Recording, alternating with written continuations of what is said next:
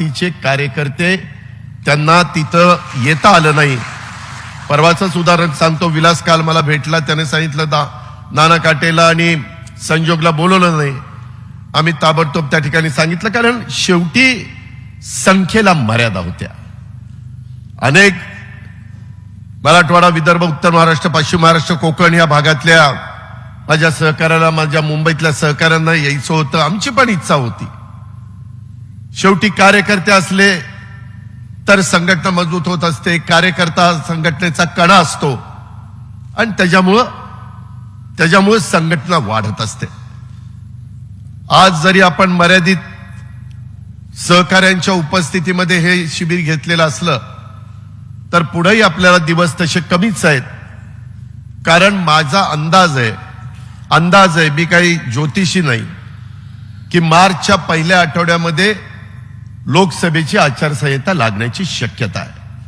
मागचं जर रेकॉर्ड बघितलं 2014, 2019, 2009, 2004 तर साधारण त्या काळामध्येच लागलेलं आहे. उद्याच्या 7 तारखेपासून आपलं अधिवेशन आहे. नागपूरला पुरवणी मागण्या आम्ही सादर करू. सभागृह त्या मंजूर करेल. परंतु यंदा मला अर्थसंकल्प सादर करता येणार नाही. साधारण फेब्रुवारीला वोट अँड अकाउंट इथं 2 माजी अर्थमंत्री दिलीप वळसे पाटील आणि सुनील तटकरे, त्यांना माहिती आहे की तसं करावं लागतं. आणि साधारण एप्रिल, मे, जून 2-3 महिन्याचा खर्च मी त्याच्यातनं एकनाथराव शिंदे, देवेंद्र फडणवीस या सगळ्यांच्या नेतृत्वाखाली आपण तो मंजूर करून घेऊ. आणि मग पार्लमेंटची निवडणूक झाल्यानंतर, नवीन सरकार तिथं अस्तित्वात आल्यानंतर आपले एनडीएचे तिसऱ्यांदा ह्या देशाचे पंतप्रधान हे नरेंद्र मोदी साहेब व्हावेत ही आपल्या सगळ्यांची मनापासूनची इच्छा आहे, धारणा आहे. आणि तशा पद्धतीनं आपल्याला सगळ्यांना काम करायचंय. जास्तीत जास्त खासदार 48 पैकी महाराष्ट्रातनं आपल्या एनडीएच्या विचाराचे निवडून आणण्याच्या करता माझ्या राष्ट्रवादी काँग्रेस पक्षाच्या माझ्या सहित सगळ्यांना तिथं प्रयत्नाची शिकस्त करावी लागणार आहे. त्याच्यामध्ये आचारसंहिता सुरू झाली, बाकीच्या गोष्टी होतील. आपल्याला तर आपल्याकडे असणाऱ्या आता 4 जागा, बारामती, शिरूर, सातारा आणि रायगड, ह्या तर आपण लढवणारच आहोत. परंतु त्याच्याच बरोबर इतर पण काही जागा ज्या उभाठा म्हणजे उद्धव बाळासाहेब ठाकरे यांच्या शिवसेनेकडे आहेत, त्याच्यात पण राष्ट्रवादी काँग्रेस पक्षाची ताकद जिथं असेल तिथं भाजप आणि शिंदे साहेबांशी चर्चा करून आपल्याला सीटांचा वाटप त्या ठिकाणी करायचंय. पेपरला बातम्या येतील, मीडियामध्ये बातम्या येतील, लगेच त्याच्यावर तुम्ही विश्वास ठेवून अरे बाबा हे काय चाललंय. अजून आमची अमित शहा साहेब असतील, त्याच्यामध्ये देवेंद्रजी असतील, चंद्रशेखर बावनकुळे असतील किंवा एकनाथराव शिंदे असतील, त्याच्यामध्ये थोडीशी प्राथमिक चर्चा झाली. परंतु आपण ह्या 5 राज्यांच्या सध्या निवडणुका चालू आहेत, त्याच्यानंतर आपण बसूया अशा पद्धतीनं आम्हा लोकांचं ठरलेलं आहे. आणि त्याच्यात इलेक्टिव्ह मेरिट पाहून, त्या भागामध्ये त्या कार्यकर्त्याचं काम पाहून आपण आपली सगळी ताकद एनडीएच्या सगळे घटक पक्षांना बरोबर घेऊन महाराष्ट्रामध्ये चांद्यापासून बांद्यापर्यंत ह्या लोकसभेच्या निवडणुकीचं काम करायचंय. ती पहिली नांदी आहे. हे करत असताना फार कमी काळ असल्यामुळं आपल्याला वेगवेगळे बरीच कामं आहेत. खरं तर आता उद्याच्याला मी संभाजीनगर परिसरामध्ये, जुना औरंगाबाद, त्याच्या दुसऱ्या दिवशी मी रायगड जिल्ह्यामध्ये श्रीवर्धन त्या भागात कार्यक्रम घेतले. त्याच्यानंतर मी सिंधुदुर्गला नेव्हीचा कार्यक्रम नेहमी मुंबईला होत असतो, तो ह्यावेळेस पंतप्रधान महोदयांनी सिंधुदुर्ग जिल्ह्यामध्ये घेतलेला आहे. त्याला आम्हाला सगळ्यांना जावं लागेल. आणि मग 5 तारखेला एक दिवस मुंबईमध्ये थांबून 6 तारखेला चैतन्यभूमीला जाऊन तिथं नतमस्तक होऊन तिथं अभिवादन करून डॉक्टर बाबासाहेब आंबेडकरांना मग मी दुपारी नागपूरला त्या बाबतीमध्ये जाईल. यांनाही बऱ्याच जणांना नागपूरला यावं लागेल, कारण चहापानाचा कार्यक्रम असतो, कॅबिनेट असते आणि प्रेस कॉन्फरन्स होती मुख्यमंत्र्यांची. आणि 7 तारखेपासून आपलं अधिवेशन आहे. अधिवेशनामध्ये जे काही आता आज गेले 2 दिवस, पहिल्या दिवशी 14 मान्यवरांनी आपले विचार मांडले, आज 12 ते 13 मान्यवरांनी आपले विचार मांडले. बऱ्याच कार्यकर्त्यांना मला चिठ्ठ्या येत होत्या, सुनीलजींना येत होत्या, इतर सहकाऱ्यांना, सूरजला येत होत्या की मला बोलायचंय. जरूर त्या कार्यकर्त्याला वाटतं की मलाही संधी मिळावी, परंतु वेळेची काही मर्यादा असते आणि त्याच्यामुळं ते आपल्याला उरकावं लागतं. तरी देखील त्याच्यातनं बऱ्याच वेगवेगळ्या घटकांना, वेगवेगळ्या पदाधिकाऱ्यांना, वेगवेगळ्या सहकाऱ्यांना, माझ्या महिला असतील किंवा माझ्या इतर सहकारी असतील, त्या सगळ्यांना संधी देण्याचं काम सुनील तटकरे आणि पक्षाने आणि आम्ही सगळ्यांनी केलेलं आहे. राहिलेल्यांना पण आपण संधी देऊ, त्याबद्दल काही त्यांनी काळजी करू नये. त्या संदर्भामध्ये ह्या सगळ्या गोष्टी घडत असताना साधारण सुनील तटकरे, सुधाकर घारे, अनिकेत तटकरे, शिवाजीराव गर्जे, संजय बोरगे, नरेंद्र राणे, ह्या असंख्य कार्यकर्त्यांनी ज्या प्रकारे व्यवस्था केली त्याबद्दल त्यांना हॅट्स ऑफ. खरोखरीच चांगली व्यवस्था झाली आणि त्याच्यामुळं जे चांगलं आहे त्याला चांगलं म्हटलं पाहिजे. फक्त मी सारखं सुनीलजींना तिथं बसल्यावर म्हणायचो, एकच भोक राहिली इथं भोक. त्याच्यावरून आठवलं, आज या मालकाचं देबाशिष चक्रवर्ती हे जे मालक आहेत. तसंच आमचे बुलढाण्याचे जिल्हाध्यक्ष ॲडव्होकेट नझीर काझी यांचाही आज वाढदिवस आहे, देबाशिष चक्रवर्तींचा वाढदिवस आहे आणि श्याम लांडेचा पण वाढदिवस आहे. ह्या सर्वांना पहिल्यांदा त्यांच्या वाढदिवसाच्या मनापासून शुभेच्छा देतो. त्यांना चांगलं आरोग्य मिळावं, त्यांचे पुढं देखील अतिशय चांगल्या प्रकारे त्यांच्या हातनं कामं घडावीत, कुठंही ते कमी पडू नयेत. आमच्या सगळ्यांच्या शुभेच्छा नेहमीच त्यांच्या पाठीशी राहतील. आणि ह्याच्या व्यतिरिक्त जर इथं समोर असणारा कोण आज वाढदिवस आहे पण नाव घ्यायचं राहिलंय, त्यालाही शुभेच्छा देतो. नाहीतर त्याला वाटायचं काय माझंच नाव घेतलं नाही, हीच तिघं ह्याच्या जवळची आहेत का काय, कोणाला माहिती. तसं काही नाही, ही माहिती मला मिळाली म्हणून मी त्यांना त्या बाबतीमध्ये शुभेच्छा दिल्यात.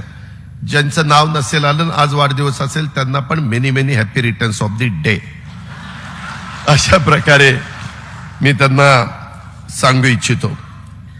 मित्रांनो, आपल्या राष्ट्रवादी काँग्रेस पक्षाचा विचार आणि विचारधारा, तुम्ही सर्वजण आता आपापल्या भागात जाल त्यावेळेस आपल्या सर्वांच्यावर खूप मोठी जबाबदारी खांद्यावर पडलेली आहे. आम्ही जसं सकाळपासून काम करतो, आज जरा बोलताना संजयनी जरा तिखटमीठच लावलं, 4 वाजल्यापासूनच म्हणले पाणी करतात. आता ह्या दिवसात 4 वाजता अंधार गुडूप असतो, काय अंधारात पाणी करू, जरा पटेल असं बोलावं 6 वाजल्यापासून. पण तुला काही सांगितलं तर तुला जरा क्लिक व्हायला पाहिजे ना, 4ला कसं हा काम करेल, काय बॅटरी लावून काम करेल. त्याच्यामुळं हे थोडस व्यवहाराने बोललं की माणसाला पटतं आणि ती आपली संस्कृती आहे, ती आपली परंपरा आहे. आणि म्हणून मित्रांनो, ही जबाबदारी आपल्या खांद्यावर आहे. आपल्या राष्ट्रवादी काँग्रेस पक्षाने नेहमीच त्याचा उल्लेख तटकरे साहेबांनी केला, प्रफुल्लबाईंनी केला, इतर मान्यवरांनी केला, भुजबळ साहेबांनी केला. आणि आपल्यालाही पुन्हा एकदा निक्षून ह्या निमित्तानं ह्या शिबिराच्या सांगू इच्छितो, आपल्या मार्फत महाराष्ट्रातल्या तमाम जनतेला सांगू इच्छितो की राष्ट्रवादी काँग्रेस पक्षाने कायमच युगपुरुष छत्रपती शिवाजी महाराजांच्या रयतेच्या राज्याची प्रेरणा घेऊन शाहू फुले आंबेडकरांच्या विचारधारेला आपण आदर्श मानलेला आहे. आणि स्वर्गीय यशवंतराव चव्हाण साहेबांच्या बहुजनांना सत्तेतून पाठबळ हे आपलं आज सत्तेमध्ये असणारं सूत्र आहे. हे मी याच्या आधी पत्र रूपाने पण अनेकांना कळवलेलं होतं, आज पुन्हा एकदा सर्वांच्या समोर मांडतो. काही जण म्हणतात की या कारणाकरता गेले, काही जण आमच्यावर आरोप करतात की यांच्यावर केसेस होत्या म्हणून त्या थांबाव्यात म्हणून गेले. मित्रांनो, इथं अनेक सहकारी बसलेत. मी, सुनीलजी आणि दिलीपरावांनी तर जवळपास 99 पासून बहुतेक मंत्रिमंडळामध्ये काम आम्ही केलेलं आहे आणि आपल्यालाही आपण त्याचे साक्षीदार आहात आणि त्याच्यामुळे आमच्यावर आरोप झाले नाही असं नाही, परंतु त्याचा उल्लेख काल सुनीलजींनी केला म्हणून मी रिपीट करत नाही. पण त्या संदर्भामध्ये मागही अनेकांच्यावर आरोप झाले. आरोप झाला म्हणजे ती काही वस्तुस्थिती आहे ते सिद्ध व्हायला पाहिजे असतात. चौकशा झाल्या. उलट माझ्यावर जे आरोप झाले त्याच्यामुळे नंतरच्या काळामध्ये जलसंपदाचं जे गती होती विकास कामांची ती रेंगाळली. आज देखील सुधारित प्रशासकीय मान्यता कुणी राज्यकर्ते येतात त्यांच्या पुढे येते तर त्याच्यामध्ये 50 कोटीची असणारा पहिलं मान्यता सुधारित सुप्रमा ज्यावेळेस येते, प्रमा असते 50 कोटीची, सुप्रमा येते 700 कोटीची. कुणी बोलत नाही का तर कॅबिनेटने मान्यता दिली. परंतु त्यावेळेस मी मान्यता द्यायचो म्हणून मला टार्गेट करण्यात आलं. माधवराव चितळ्यांच्या अध्यक्षतेखाली ती समिती होती. त्या समितीमध्ये इतर 5 तज्ज्ञ घातलेले होते. त्यावेळेसचे विरोधी पक्ष नेते एकनाथ खडसेंनीच नावं दिलेली होती. फायनान्सची माणसं, जलसंपदाची माणसं, इतर माणसं देखील त्याच्यात तज्ज्ञ मंडळी घेतलेली होती. AKD जाधव आणि इतर बरेच जण होते. माधवराव चितळ्यांची श्वेतपत्रिका जी काढली होती ते सगळा अहवाल आला. दुर्दैवाने त्यावेळेस आपण पहिल्या सरकारमध्ये होतो, त्यावेळेसच्या मुख्यमंत्र्यांनी दुसऱ्या सरकारमध्ये त्यांनी तो लागू म्हणजे कॅबिनेटला पण मान्यता दिली नाही, कारण काही अडचणी होत्या. आता मी सारखं मागं जात नाही, आता पुढं जायचंय. पण मी आपल्याला एक सांगतो, काही जण म्हणतात की तुमच्यावर आता असे आरोप झाले होते. अरे आरोप झाले होते. मी आज 32 वर्ष काही अपवाद वगळता मंत्रिमंडळामध्ये काम करतो. तुम्हालाही सगळ्यांना माहिती आहे, मी पाणी पुरवठा खात्याचा अनेक वर्ष मंत्री होतो. तुम्हालाही सगळ्यांना माहिती आहे, ऊर्जा खात्याचा जवळपास 10 वर्ष मंत्री होतो. हे दोघंही ऊर्जा खात्याचे मंत्री होते, पण मी पण 10 वर्ष होतो. तुम्हाला आठवत असेल, मी 2012 राज्याला त्याच्यामध्ये जे सातत्याने भारनियमन होतं त्याच्यातनं मुक्त करणार असं सांगितलेलं होतं आणि आम्ही भारनियमनातनं महाराष्ट्राला मुक्त केलेलं होतं. आम्ही कमिटमेंट पाळतो, आम्ही बोललो तसं वागतो आणि करतो आणि त्या पद्धतीनं ते सगळं झालं. एवढी सगळी डिपार्टमेंट बघितली. आज जवळपास 6-7 वर्ष सुरुवातीपासून मोजली तर माझ्याकडे अर्थ विभाग आहे. आज जवळपास 6 लाख कोटीचं बजेट हे अर्थ विभाग आणि प्लॅनिंग कडे त्या बाबतीमध्ये जबाबदारी असते. कधी कुठेही मी अनेक वर्ष माझ्या पुण्यातले अनेक माझे सहकारी अतुल असेल, चेतन असेल, सुनील असेल, बरेच जण आहेत, सगळे आमदार इथं बसलेत. मी कधी डीपीसीच्या संदर्भामध्ये कुणी माझ्यावर कसलाही वेडावाकडा आरोप करू शकत नाही. कुठल्याही डिपार्टमेंटच्या बाबतीत माझ्याकडे तर जीएसटी डिपार्टमेंट इतकं महत्वाचं आहे मित्रांनो. 2 लाख कोटी रुपयाच्या पर्यंत त्याचं टॅक्स गोळा होतो. काही दिवसाकरता मध्ये एक्साईज पण होतं. पण करायचं तर स्वच्छ भूमिकेतनं काम करायचं. इथं इतके आमदार बसलेत, प्रकाशराव बरेच, मी सगळ्यांची नावं राजेजी वगैरे इंद्रनील सगळ्यांची घेत नाही, पण त्यांना विचारा. ज्यावेळेस मी एखादी गोष्ट मंजूर करून देतो त्यावेळेस फार स्पष्ट भूमिका माझी त्या ठिकाणी असते. आत्ताही एक काम मला नवघरेंनी सांगितलं, त्याच्यामध्ये राजूंनी सांगितल्यानंतर मी ताबडतोब फोन लावला. सुनील तटकरेंना विचारा. त्या व्यक्तीचा, पालकमंत्र्याचा मला 1 तासाने फोन आला की दादा मंजुरी दिली. शेवटी काम व्हावं, कार्यकर्त्याला दुसरं काय पाहिजे असतं. आपण ज्या भागाचं प्रतिनिधित्व करतो तिथं विकास कामं व्हावी हीच त्याची भावना असते. ह्याच्यापेक्षा जास्त वेगळी भावना त्याची काय असते. आणि त्याच्यामुळं ह्या सगळ्या गोष्टी पार पाडत असतानाच आपण काम त्या ठिकाणी करत होतो. मित्रांनो, आज अनेकांनी म्हणजे मी वेगवेगळ्या लोकांची सकाळपासून भाषणं फार बारकाईनं ऐकत होतो. त्याच्यामध्ये आज भाषण केलेले राजेश्वर चव्हाण, मला त्याचं ह्याचंही भाषण आठवतंय यशवंतराव चव्हाण प्रतिष्ठानला त्याने भाषण केलं होतं. आज पण मी फार बारकाईनं ऐकत होतो. सगळ्यांनी चांगले विचार चांगली मतं मांडली. वेळ कमी होता, परंतु कमी वेळेचं लक्षामध्ये घेऊन युसुफ पुंजानी असेल, आमच्या सुरेखाताई असतील, आमच्या आदिल फराज, अभिजित, आपल्या रवींद्र पगार, आनंद परांजपे, राजलक्ष्मीताई, सगळ्यांनी आपली मतं संजयनी तिथं मांडण्याचा प्रयत्न केला. मी त्याच्या संदर्भात एवढंच सांगेन की मला सगळ्या मंत्र्यांना आज थोडीशी तब्येत बरी नसल्यामुळे भुजबळ साहेब गेले, परंतु मुश्रीफ साहेब आज 2 दिवस हे चालू आहे तिथं इलेक्शन, त्याच्यामुळं साखर कारखान्याच्या इलेक्शनमुळे ते येऊ शकले नाही. त्यांनी पहिलंच मला सुनीलजींना बाकीच्यांच्या कानावर घातलेलं होतं. पण यामध्ये एक गोष्ट त्याची पटलेली आहे. मी पण अनेकदा मंत्रालयामध्ये असतो, त्यावेळेस माझ्या इथं मंत्री असले की पहिली त्यांना एंट्री असते, की तो डायरेक्ट येतो. ते शेवटी त्यांच्याही मतात ऑफिसला लोक असतात, त्याच्यावर त्यांना लवकर मोकळं करणं मला योग्य वाटतं. त्याच्यानंतर खासदार आमदार आले तरी देखील आपण त्यांना प्राधान्याने घेण्याचा प्रयत्न करतो. गरज जरा जास्त असते, पण आपण प्रयत्न करत असतो. आता इथून पुढं माझ्या ऑफिसनी लक्षात ठेवायचंय, विकासाने इथं डिक्लेअर आहे की जसं मंत्र्याला नंबर 1चं प्राधान्य, नंबर 2चं प्राधान्य खासदार आमदारांना आहे, तसं नंबर 3चं प्राधान्य राष्ट्रवादी काँग्रेस पक्षाच्या जिल्हा अध्यक्षांना तिथं राहील.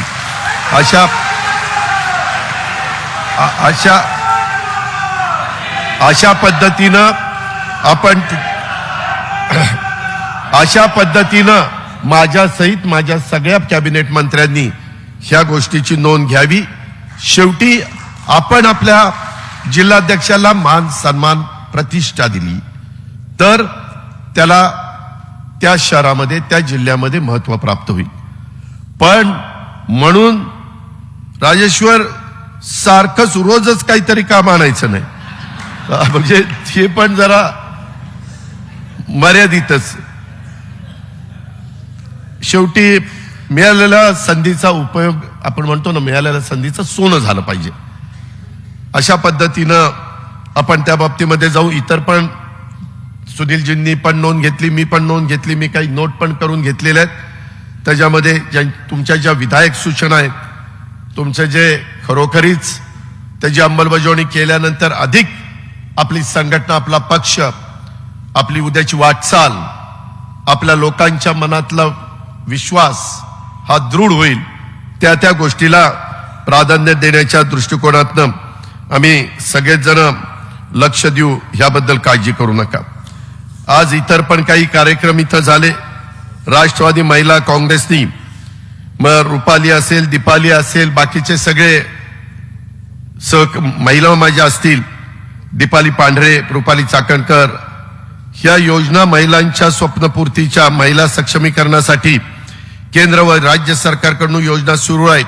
आता नरेंद्र मोदींच्या आणि राज्य सरकार, एकनाथराव शिंदे वगैरे, आम्ही सगळेजण, देवेंद्र यांच्या नेतृत्वाखाली ज्या काही योजना चाललेल्या आहेत, त्याच्या पण वेगवेगळ्या फिल्म ह्या आपण मोबाईलच्या द्वारे दाखवण्याचं काम सुरू केलेलं आहे. कारण खूप चांगल्या योजना आहेत, केंद्राच्या आहेत आणि राज्याच्या आहेत. या योजना काही कारणांनी माझ्या महिलांच्या पर्यंत, माझ्या युवकांच्या, युवतींच्या, कार्यकर्त्यांच्या पर्यंत, शेवटच्या माणसापर्यंत ह्या पोहोचू शकत नाहीत. त्यामुळे राष्ट्रवादी महिला काँग्रेस पार्टीकडनं योजना आणि व्यवसायासाठी प्रोजेक्ट रिपोर्ट, सबसिडी आणि इतर बाबी सोप्या भाषेत समजावून सांगण्याच्या करता लवकरच एक टोल फ्री नंबर तुम्हाला देण्यात येईल. आणि तो नंबर मिळाल्यानंतर त्याच्यातनं महिलांना अधिक चांगलं काम होण्याच्या करता मदत होणार आहे, त्याचा फायदा देखील तुम्ही सगळ्यांनी घ्यावा, अशी माझी तुम्हाला सगळ्यांना विनंती आहे. राष्ट्रवादी युवती काँग्रेस, अजित पर्व, युवा सर्व, देऊ उभारी घेऊ भरारी, युवती आमची कारभारी, धडारी पथक, आम्ही कटिबद्ध आहोत समाजाचे प्रश्न सोडवण्यासाठी. आमची सायली दळवी असेल, सोनाली गाडे असेल, अमिलाशा रोकडे असेल, ह्या सगळ्या आमच्या मुलींनी, हे युवतींनी मिळून हे नवीन अभियान केलेलं आहे आणि यांना मार्गदर्शन करण्याचं काम आदिती करत असते. मला ह्या निमित्तानं शिबिराच्या आदितीला सांगायचं आहे की आदिती, तुझ्यावर जबाबदारी आहे, त्याच्यामध्ये कमी काळामध्ये आपल्याला बरीच कामं करायची आहेत. मला असं वाटतं राष्ट्रवादी युवतीमध्ये जरा समन्वय साधण्याची करण्याची गरज आहे. थोडस वाद आहेत असं म्हणता येणार नाही, मतभेद आहेत. काही वेगळी मतं आहेत, काही वेगळी मतं आहेत. त्यांना एकत्र घेऊन बसण्याची काम करण्याची गरज आहे. आदिती, तू त्याच्यात पुढाकार घे. सध्या युवती प्रदेशची प्रभारी अध्यक्ष म्हणून त्याच्यामध्ये जबाबदारी, म्हणजे तिथं बाकीचे काम करतील परंतु त्यांना मार्गदर्शन करण्याचं काम आणि त्यांना एकसंघ ठेवण्याचं काम, त्यामध्ये मुलींना एकदम तरुणपणी आपण काय केलं पाहिजे, कसं केलं पाहिजे, त्याच्या संदर्भातलं थोडंसं गाईडलाईन मिळाली तर त्याचा फायदा जास्त चांगला होणार आहे. आणि त्याकरता आजच्या शिबिराच्या निमित्तानं ती जबाबदारी आपण आदिती तटकरे यांच्यावर त्या बाबतीमध्ये देऊ. आणि त्या पद्धतीनं युवतींच्या बाबतीमध्ये आणि महिलांच्या बाबतीमध्ये देखील आज संपूर्ण मंत्रिमंडळामध्ये तू महिलांचं एकटी प्रतिनिधित्व करते, म्हणजे ही वस्तुस्थिती आहे. आणि त्याच्यामुळं तुझ्यावर त्या खात्याची पण जबाबदारी आहे. त्याच्यामध्ये इतर पण बालक पण आलेत, बाकीचे पण आलेत. आणि तुला बजेट पण त्या मानाने चांगलं असतं. काही कमी पडत असेल तर सांगा. शेवटी आपली मुलं, आपल्या महिला यांना कुठेही पैशाची कमतरता, निधीची कमतरता पडता कामा नये. आणि तशा पद्धतीचं काम अर्थमंत्री म्हणून माझ्याकडनं होईल. त्याला निश्चितपणे पाठबळ देण्याचं काम राज्याचे मुख्यमंत्री आणि उपमुख्यमंत्री करतील, याबद्दल माझ्या मनामध्ये तीळ मात्र शंका नाही. ही पण बाब आपण सगळ्यांनी ध्यानामध्ये घेतली पाहिजे. त्याचबरोबर आपण वैद्यकीय मदत कक्ष आणि गड किल्ले संवर्धन सेल हे दोन्ही नवीन सेल सुरू केलेले आहेत. वैद्यकीय कक्षातून गोरगरीब आर्थिक दुर्बल घटकातील गरजू आणि रुग्णांना मदत आणि मार्गदर्शन केले जातं. सर्व शस्त्रक्रिया, हृदयरोग संबंधित कर्करोग, जन्मता कर्णबधीर, cochlear implant, kidney transplant, bone marrow transplant अशा अनेक प्रकारचे आजार असतात. हे सर्व धर्मादाय अंतर्गत पंतप्रधान वैद्यकीय निधी किंवा आपल्या राज्याचा मुख्यमंत्री सहाय्यता निधी आणि विविध खासगी ट्रस्टद्वारे आपल्याला त्याच्यामध्ये पक्षाच्याकडनं देखील याच्यामध्ये मदत झाली पाहिजे. आणि म्हणून तोही काम आपण सुरू करतोय, ह्याही गोष्टीची नोंद घ्यावी. तसंच सांस्कृतिक विभागामध्ये देखील बाबा पाटील काम करतोय. तिथं पण अनेक कलावंत आपले मेंबर झालेले आहेत. त्यांचाही उपयोग पक्षवाढीच्या करता त्यांच्या व्यापातून, त्यांच्या कामातून कसा करून घेता येईल, हाही प्रयत्न आपण सगळेजण करू. ही पण ग्वाही मी आपल्या सगळ्यांना ह्या निमित्तानं देतो.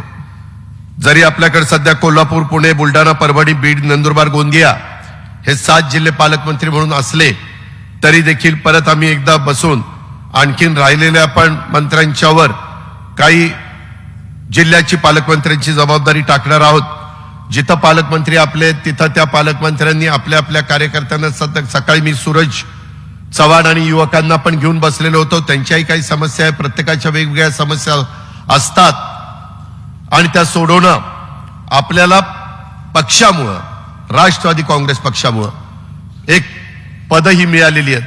त्या पदाचा वापर हा सर्वसामान्य माणसाचे प्रश्न सोडवण्याच्या करता करायचा असतो. त्याच्यामध्ये संघटनेतल्या लोकांना पण जास्त अग्रक्रमाने मदत झाली पाहिजे, अशा प्रकारची देखील भूमिका या निमित्तानं मी आपल्या सगळ्यांच्या समोर ठेवू इच्छितो.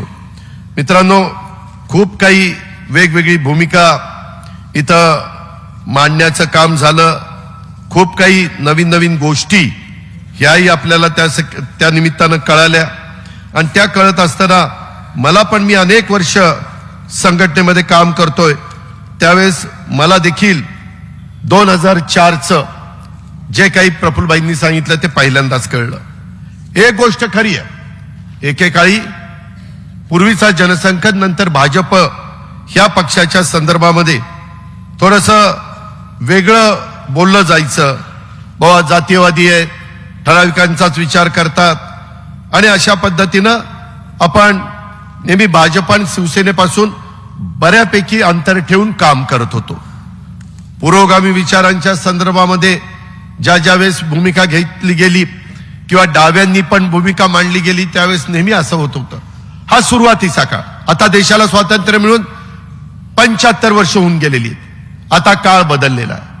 काळानुरूप साधारण लोकांच्या काय भावना आहे, काय कल्पना आहे, काय अपेक्षा आहे, काय त्यांची पूर्तता केली पाहिजे हा प्रयत्न तर सगळेच करतात.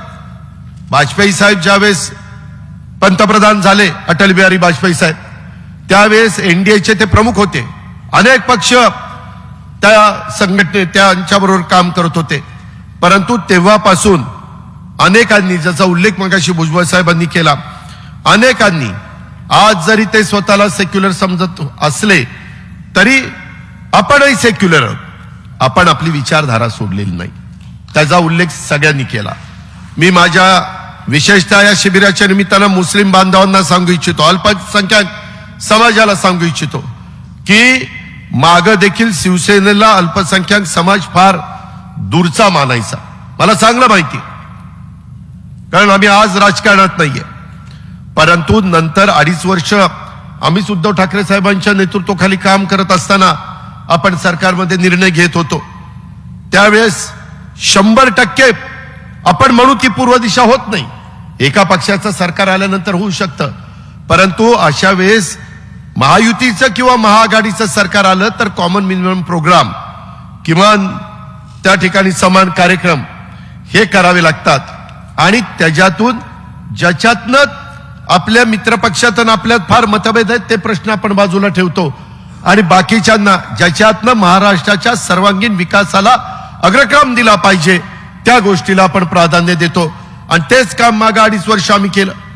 तेव्हाही केंद्रालाही वाटलं नव्हतं की शिवसेना, काँग्रेस, राष्ट्रवादी एकत्र येऊन सरकार करतील, पण झालं, शेवटी केलं गेलं.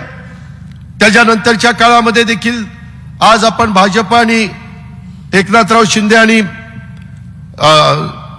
अशा तिघांचं सरकार केलेलं. शेवटी काही वेळेस काही निर्णय घ्यावे लागतात, पण विचारधारा सोडली का? शाहू फुले आंबेडकरांच्या संदर्भातलं जे काही त्यांनी त्यावेळेस मार्ग दाखवलेला आहे त्याच मार्गाने आपण पुढे चाललेलो आहे. त्याचा उल्लेख मी केलाय, भुजबळांनी केला, तटकऱ्यांनी केला, अनेकांनी केला. मी सगळ्यांची नावं इथं घेत बसत नाही, पण मला आपल्याला ही गोष्ट आवर्जून सांगायची आहे. आणि मी आज काही बोलत असताना आपला मूळच पक्ष आहे. 10 जून 1999 ज्यावेळेस पवार साहेबांनी, संभाजींनी, तारिक अनवरांनी ह्या पक्षाची स्थापना केली आणि त्यावेळेस त्याचा मूळ ह्या पक्षाचं मोठा पाठिंबा हा महाराष्ट्रात होता. त्यावेळेसचे विरोधी पक्षनेते मधुकरराव पिचड आणि विरोधी पक्षनेते विधान परिषदेचे छगन भुजबळ यांनी त्याच्यामध्ये पुढाकार घेतलेला. पदमसिंह पाटील, विजयसिंह मोहिते पाटील, मधुकर पिचड आणि छगन भुजबळ हे प्रमुख म्हणून तिथं काम करत होते. आम्ही डोळ्यांनी बघत होतो. इथं समीर आहे का? समीर त्या ठिकाणी स्टेज करणं, बाकीच्या सगळ्या गोष्टीची तयारी करणं, ते तिथं शिवाजी पार्कला चाललेलं होतं. पाऊस पडेल का नाही, सभा होईल का नाही, लोक येतील का नाही, अशी सगळी चर्चा चाललेली होती. परंतु सगळ्यांनी जिद्दीनं रान उठवलं. त्यावेळेस तर भुजबळ साहेबांनी किणी प्रकरण म्हणू नका, काय काय त्यांनी त्यावेळेस बाळासाहेबांना कुणी असं म्हटलं नव्हतं, अशा प्रकारच्या काही गोष्टी बोलले. मी ते बोलून कारण नसताना त्या गोष्टीला उजाळा देऊ इच्छित नाही. परंतु तो काळ, त्याच्यामध्ये आम्ही नवीन होतो. मी, दिलीप वळसे पाटील, जयंत पाटील, आर पाटील, सुनील तटकरे, सगळेजण आम्ही नवीन म्हणजे पहिलीच टर्म आमच्या काही थोड्या टर्म झालेल्या होत्या. आम्हाला ज्युनियर समजलं जात होतं. आम्ही पण थोडंसं बाजूला असायचो. आणि तेव्हापासून पक्षाचे काम अनेकांनी केलं, ज्याचा उल्लेख काल करण्यात आला. त्याच्यामध्ये भुजबळ साहेब पहिले प्रांताध्यक्ष असू द्या, नंतर बबनराव पाचपुते असतील, आर पाटील असतील, अरुणभाई गुजराती असतील, त्याच्यामध्ये मधुकरराव पिचड असतील, भास्करराव जाधव असतील किंवा सुनील तटकरे असतील, आणि नंतर हे जयंत पाटील साहेब. बरं, षणमुखानंद हॉलच्या मीटिंग मध्ये मी स्वतः बोललो ना किंवा मी जरी प्रांताध्यक्ष किंवा संघटनेचा पदाधिकारी त्या काळामध्ये झालो नसलो तरी तुम्हालाही माहितीये, महाराष्ट्रालाही माहितीये की संघटनेचं काम कोण करत होतं. अनेक ठिकाणी संघटनेच्या जागा म्हणजे जिल्ह्याचे कार्यालय, जिल्ह्याचे इमारती, ह्याच्यामध्ये भुजबळ साहेबांनी नाशिकचं केलं, बबनराव पाचपुते यांनी नगरचं केलं, परंतु बाकीच्या अनेक इमारती उभ्या करण्याचं काम हे मी आणि माझ्या इतर पण सहकाऱ्यांनी केलं, याबद्दल दुमत असण्याचं कारण नाही. शेवटी संघटना मजबूत झाली पाहिजे. आम्ही पण वेळ द्यायचो, तिथेही जनता दरबार करायचो, सगळ्या काही गोष्टी करायचो. मी त्या दिवशी सांगितलेलं होतं की मी आता विरोधी पक्ष नेते पण सोडतो, द्या माझ्यावर जबाबदारी. अशा पद्धतीची भूमिका आपण त्या बाबतीमध्ये मांडली, त्याच्यामध्ये कुठं गैर केलेलं नाही. इथं प्रकाश सोळंकी समोर बसलेले, मी जे बोलतो ना ह्याच्यातले एक अक्षर मी चुकीचं आणि खोटं बोलणार नाही. काय कारण आहे? आपला परिवार आहे, आपलं एक कुटुंब आहे, आणि त्याच्यामुळे आपण आपल्या घरामध्ये खरं बोललं पाहिजे. त्यामध्ये ज्यावेळेस मी, तुम्हाला सगळ्यांना माहिती आहे, देवेंद्र फडणवीसांच्या बरोबर सरकार केलं, त्याचा उल्लेख प्रफुल्लबाईंनी केला. आता ते पुन्हा पुन्हा काढत बसत नाही, कारण आपल्याला इतर बरेच प्रश्न आहेत. आता झालं गेलं, गंगेला मिळालं. त्याच्यामध्ये प्रकाश सोळंकी साहेब नाराज झाले. त्यांना सरकारच्या मंत्रिमंडळामध्ये यायचं होतं, आणि अशोक डग, मी, प्रकाश सोळंके आणि जयंत पाटील, काही वेळेला धनंजय मुंडे, अशा आमच्या मीटिंग तिथं होत होत्या. प्रकाशराव राजीनामा देण्याच्या त्यावेळेसची बातमी काढून बघा, त्यांनी राजीनामा देण्याचा निर्णय घेतलेला होता, बातम्यात होतं. आम्ही म्हणलो आत्ताच सरकार आलंय, एवढी टोकाची भूमिका प्रकाशराव घेऊ नका. त्यांचं म्हणणं होतं की मी काय पक्षाच्या करता कमी केलं? मागच्याही टर्म मध्ये तुम्ही मला मधीच शेवट 6 महिने का वर्षभर, 1.5 वर्ष असं आधीच काढून टाकलं. काय कारण? काय पक्षाने ही भूमिका माझ्याबद्दल काय घेतली हे मला कळलं पाहिजे. आणि आता पक्षाला सत्तेवर आलेला आहे, मंत्रिपद मिळतात, मला आता मिळालं पाहिजे. रास्त मागणी त्यांची होती.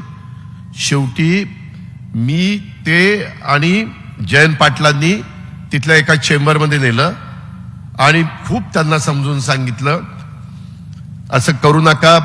पहिल्याच मंत्रिमंडळाच्या सुरुवातीला मिठाचा खडा लागणं बरोबर नाही, वगैरे वगैरे वगैरे वगैरे.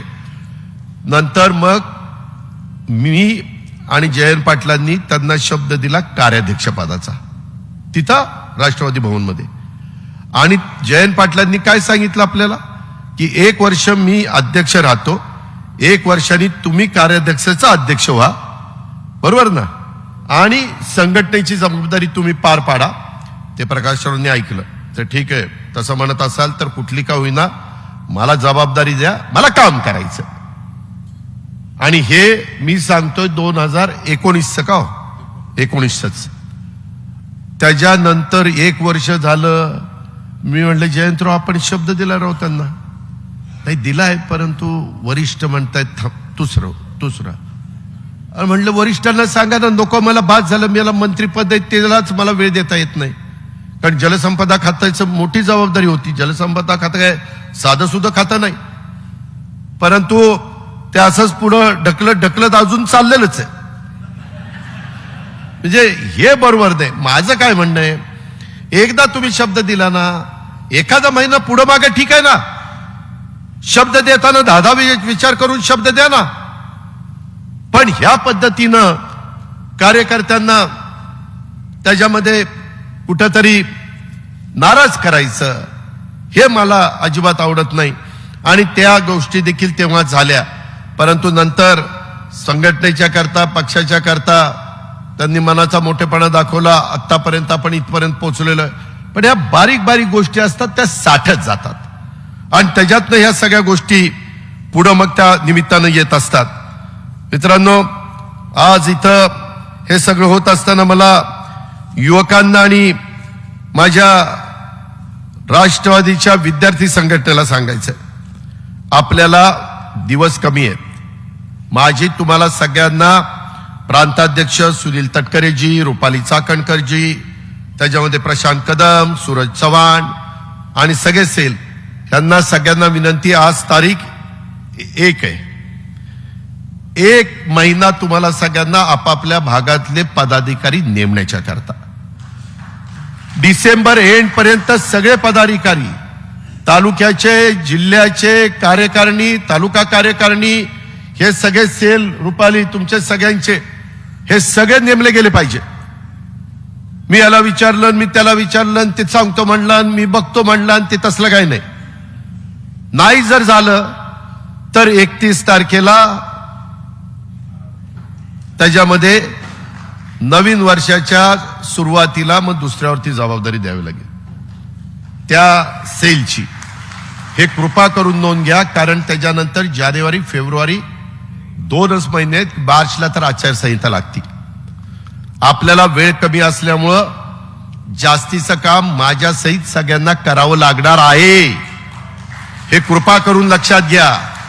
थोडासा सगळ्या जिल्हाध्यक्षांनी, सगळ्या सेलच्या प्रमुखांनी, आणि आपण कुठं जातो, काय जातो, ते थोडंसं सगळ्यांनी पहा, त्याचं आत्मचिंतन करा. मला त्या संदर्भामध्ये सगळ्यांना एक विनंती करायची की सध्या आपलं इकडं कार्यालय मंत्रालयाच्या समोर आलेलं आहे, आणि त्याच्यामध्ये मी एक बघतोय, अलीकडं फ्रंटलचे अध्यक्ष राज्यात फिरताना खरं तर दिसले पाहिजेत, परंतु फ्रंटलचे अध्यक्ष दररोज मुंबईच्या कार्यालयामध्ये बहुतेक असतात. काय काम आहे तिथं? असतं ना, काम असतं. मी पण ठरवलंय, मी हे सगळं ऐकलं ना, मी ठरवलं आता सोमवार, मंगळवार, बुधवार 3च दिवस मुंबईला द्यायचे, 1 दिवस पुण्याला द्यायचो, कारण पालकमंत्री तिथं 18 आमदार आहेत, 3.5 खासदार आहेत. त्याच्यामुळे तो बेस आहे. आम्ही मागच्या वेळेस 10 आणि 2 12 आणि 2 आमदार, एक 700 मतांनी गेला आणि एक 1,500 मतांनी गेला. नाही तर जवळपास 14 आमदार आपण तिथून निवडून आणलेले होते. ही आपली तिथली परिस्थिती आहे. त्याच्यामुळे मी ज्यावेळेस महाराष्ट्राच्या कानाकोपऱ्यामध्ये जाईल, बाकीचे म्हणले अरे तुझं काय पुण्याचं बघ ना, त्यावेळेस मला बोट दाखवलं तर माझ्या जिल्ह्याचं चांगली परिस्थिती असली पाहिजे. हीच गोष्ट लागू सगळ्यांना इथं बसणाऱ्यांना होती, मंत्र्यांना. त्या प्रकारची नोंद कृपा करून त्यांनी घ्यावी, आणि संघटनेच्याही लोकांनी एखादा दिवस आठवड्यातनं आला काही महत्वाचं. बरं, आता आपण व्हिडिओ कॉन्फरन्सिंगच्या द्वारे बोलू शकतो, फोनच्या द्वारे देखील आपल्याला सगळं काही त्या ठिकाणी बोलता येऊ शकतं. आणि माझी आपल्याला सगळ्यांना सांगणं आहे की ओबीसी, कामगार, डॉक्टर, लिगल, माजी सैनिक, ज्येष्ठ नागरिक, ग्रंथालय, सांस्कृतिक, सामाजिक न्याय विभागात पदाधिकाऱ्यांना जिथं संधी देता येत नाही तिथंही संधी दिली गेली पाहिजे. विविध सामाजिक संघटना आणि सांस्कृतिक संघटनांना आपल्या पक्षाशी जोडण्याचं पण काम केलं पाहिजे. तुम्ही म्हणाल कुणाला? उदाहरणार्थ सार्वजनिक गणेश मंडळ, गणपती मंडळ, गणेश मंडळ, दहीहंडी मंडळ, तरुण मित्र मंडळ, महिला मंडळ, माथाडी युनियन, एसटी कर्मचारी संघटना, शिक्षक संघटना, रिक्षा चालक मालक संघटना, कामगार संघटना, फेरीवाला संघटना, विविध पत्रकार संघटना, बँक कर्मचारी युनियन, ओला उबेर टॅक्सी चालक मालक संघटना, आयटी कर्मचारी संघटना, शासकीय, निमशासकीय, खासगी संस्थांच्या मधील कर्मचारी संघटना, ग्रामसेवक संघटना, तलाठी संघटना, अंगणवाडी सेविका संघटना, आशा सेविका संघटना, कंत्राटी कर्मचारी संघटना, विनाअनुदानित शिक्षक संघटना, शिक्षक संस्था चालकांची संघटना, टोल नाका कामगार संघटना, विविध जातीच्या संघटना, आरटीआय कार्यकर्ते, विविध एनजीओज, अशा समाजातील सर्व संस्था, घटकांशी, संघटनांशी आपला संपर्क आला पाहिजे. सोशल मीडियाला पण आज का काल कोणतरी बोलत असताना अनन्यसाधारण महत्व प्राप्त झालेलं. आम्ही राजकारणात आलो तेव्हा सोशल मीडिया नव्हता, मोबाईल नव्हता, काही नव्हतं. तो काळ आणि आताचा काळ ह्याच्यामध्ये जमीन आसमानाचा फरक आहे. त्याच्यावर सोशल मीडियाचा पण पुरेपूर फायदा घेतला गेला पाहिजे. या संघटनांच्या प्रमुख नेत्यांच्या समोर बैठका आयोजित करून समाजातील विविध प्रवाहांच्या सोबत कार्यकर्त्यांनी, पक्ष संघटनेच्या प्रमुखांनी स्वतःला जोडून घेतलं पाहिजे. पक्ष वाढतो म्हणजे भाषण देऊन पक्ष वाढत नाही. त्याला कष्ट, मेहनत घ्यावी लागती. त्याच्यात मनाचा दिलदारपणा, मोठेपणा दाखवावा लागतो. सगळ्या जाती धर्माला एक कृतीतनं सिद्ध करावं लागतं की बाबा हा पक्ष आमच्याही विचार करतोय. साहित्य, पत्रकार, खेळाडू, कलावंत, डॉक्टर, वकील, सामाजिक कार्यकर्ते अशा समाजात प्रभाव असणाऱ्या विविध क्षेत्रातील व्यक्तींच्या सोबत देखील पदाधिकारी कार्यकर्त्यांनी समन्वय ठेवला पाहिजे. पक्षाचे प्रदेश आणि जिल्हा अध्यक्ष तालुका अध्यक्ष कार्यालयात नियमित उपस्थित असले पाहिजे. नाहीतर कार्यालय खोलले तिथं कुणी बसायला नाही, असं नाही पाहिजे. कुणी ना कुणी एवढे सेल, एवढे कार्यकर्ते, एवढे पदाधिकारी वाटून घ्या ना दिवस, पण ते तिथं हजर असले पाहिजे. त्याचबरोबर पदाधिकाऱ्यांनी लोकांच्या मध्ये मिसळलं पाहिजे, दररोज लोकांना भेटलं पाहिजे. पक्षाच्या प्रदेश कार्यालयात बसून नेत्यांचे कान भरणारे काही महाभाग असतात. दादा ही लय असं करत होता, हे लयच तसं करत होता, माग तुमचं लयच वाईट बोलत होता. अरे तुला काय घेणे देणे, तू तुझं कर ना. पण हे जे काही आहे त्या महाभागांना, दरबारी प्रवृत्तीच्या कार्यालयीन पदाधिकाऱ्यांना पक्षाचे नेते कधी कधी बळी पडतात. काही काहींना हलक्या कारणाने सांगितलं ना किंवा तू फारच चांगलं काम करतो, आणि बाकीचे म्हणले ना की त्याला काहीच कौतुक केलं नाही की त्यालाही वाटतं की हे आपलं कौतुक करत नाही, ह्याला दूर करा, ह्यालाच जवळ घ्या, आणि मग नको त्या गोष्टी त्या बाबतीमध्ये घडतात. त्याच्यामुळं हे सगळं करत असताना पक्ष कार्यालयातील ऑफिस बेअरर पदाधिकाऱ्यांनी देखील पक्षाचं प्रशासन चालवायचं असतं. पक्षाचा कार्यकर्ता पक्ष चालवतो ही बाब प्रत्येकाने लक्षामध्ये ठेवली पाहिजे. फ्रंटल अध्यक्ष राज्यात फिरताना दिसले पाहिजेत, ही पण माझी अपेक्षा आहे. ज्या त्या विभागाच्या प्रमुखांनी आपल्या विभागापुरतं लक्ष घालावं. सर्वच ठिकाणी त्यांनी लक्ष देण्याची गरज नाही. साध्या भाषेत सांगायचं, सर्वच ठिकाणी तिथं नाक खुपसायची गरज नाही. बाकीचे आहेत ना, करू द्या ना त्यांना संधी दिली तर ते संधी म्हणजे काही त्यांच्या मनामध्ये आहे ते दाखवतील ना. त्यांच्या अंगामध्ये जे काही कसब आहे, आम्हाला संधी मिळाली म्हणून आम्ही दाखवलं. जर संधीच दिली नसती तर काहीच नाही. त्याच्यामुळं ह्या सगळ्या गोष्टी करा. आणि काही फ्रंटल अध्यक्ष आपण ज्या समाजाचे आहोत त्याच समाजाची नावं महत्वाच्या पदासाठी सुचवतात असल्याचं लक्षात आलं. कृपा करून तसं करू नका. शाहू फुले आंबेडकर, छत्रपती शिवाजी महाराज, सर्व धर्म समभाव, त्याच्यामध्ये सगळ्या घटकाला ज्याचा उल्लेख मगाशी अनेकांनी केला किंवा महाराष्ट्रातल्या पण अनेक सहकारी भेटले, ज्या पद्धतीनं आपल्याला ज्या जागा आल्या त्या जागेमध्ये वेगवेगळ्या घटकाला प्रतिनिधित्व देण्याचं काम राष्ट्रवादीच्या सगळ्या प्रमुख नेते मंडळींनी केलं. तशा पद्धतीनं तुम्ही पण संघटनेमध्ये एखादं कुटुंब संख्येने एकच असेल पण ते ऍक्टिव्ह असेल तर त्याच्यातला पण एक सदस्य घ्या, तो बरंच काम त्या ठिकाणी करू शकतो. आणि ह्या पद्धतीनं आपण केलं पाहिजे. जबाबदार पदाधिकाऱ्यांनी सर्व समावेशकच असलं पाहिजे. पक्षांतर्गत जातीवाद आणि विशिष्ट हेतू ठेवून केलेलं लॉबिंग अजिबात खपवून घेतलं जाणार नाही. ह्याही गोष्टीची नोंद आपण सगळ्यांनी या निमित्तानं घ्यावी. का पक्षाची संघटनात्मक रचना आणि कार्यकर्ते पदाधिकाऱ्यांच्या अडचणी, आव्हान असे अनेक प्रश्न असतात. समान किमान कार्यक्रमावर सरकारमध्ये आपण सामील झालेलो असतो. आपण कार्यकर्त्यांच्यासाठी गाव तिथं राष्ट्रवादी, घर तिथं झेंडा हा कार्यक्रम आहे. पदाधिकाऱ्यांच्यासाठी प्रभाग तिथे राष्ट्रवादी, चौक तिथे झेंडा, आणि पक्षाच्या विविध सेल आणि फ्रंटलच्या विभागावर अतिशय जबाबदारी तिथं आहे. हे पण आपण लक्षात घ्या. मित्रांनो, आपला मूळ पक्ष हा राष्ट्रवादी काँग्रेस पक्ष आहे. ते 30 तारखेला मला तिथल्या कार्यकारिणीने अध्यक्षपदाची जबाबदारी दिली आणि तेव्हापासून मी ती घेतलेली आहे आणि काम करतोय. कोर्ट कचेऱ्या वगैरे ते चालू आहेत, त्याच्यामध्ये तुम्ही लक्ष देऊ नका. लक्ष देणारे लक्ष देतील, तो तुम्ही तुमचं काम करा. नाहीतर ती चिन्ह मिळेल का रे आपल्याला, आणि काय रे होईल नंतर. मग आपल्याला मिळालं तर ते काय घेतील. अरे काय घेणे देणे तुझं तू बघ ना, तुझं तू बघ ना, आपलं आपल्याला काम करा ना. पण भावकी, आपल्याला जळगाव मधनं बऱ्याच लोकांना निवडून आलायचंय, जोर ठेवा ठेवा ठेवा. त्याच्यामध्ये मला तुम्हाला एक सांगायचंय की खरोखरीच मी कुठंतरी तुम्हाला नावमेद करतो, तुम्हाला कुठंतरी काहीतरी चुकीचं सांगतो असं समजू नका. मी फार स्पष्ट वक्ता आहे, मला छक्केपंजे करता येत नाही. जे काही ते दूध का दूध पाणी का पाणी. काही चुकलं तर आम्ही सांगू बाबा आपलं चुकलंय आणि मागं झालेलं आहे. काही शब्द आमच्याकडनं चुकीचे गेले, ते चव्हाण साहेबांच्या समाधीच्या इथं दिवसभर बसलो होतो. त्याच्या संदर्भामध्ये चुकतं माणसाचं, मी नेहमी सांगतो कार्यकर्त्याला, अरे बाबा काम करतो तीच चुकतो. उद्या ह्याच्यातल्या एखाद्याने कामच केलं तर चुकल कसा? कामच करत नाही म्हणजे इथं बोट दाखवलं म्हणजे ती काम करत नाही असं नाही, ते लक्षात घ्या. जो काम करत नाही तो चुकतच नाही. आम्ही 100 कामं केली तर 2-4-5 चुका देवीदासची होणार ना, त्याच्यामध्ये चुकीचं काय?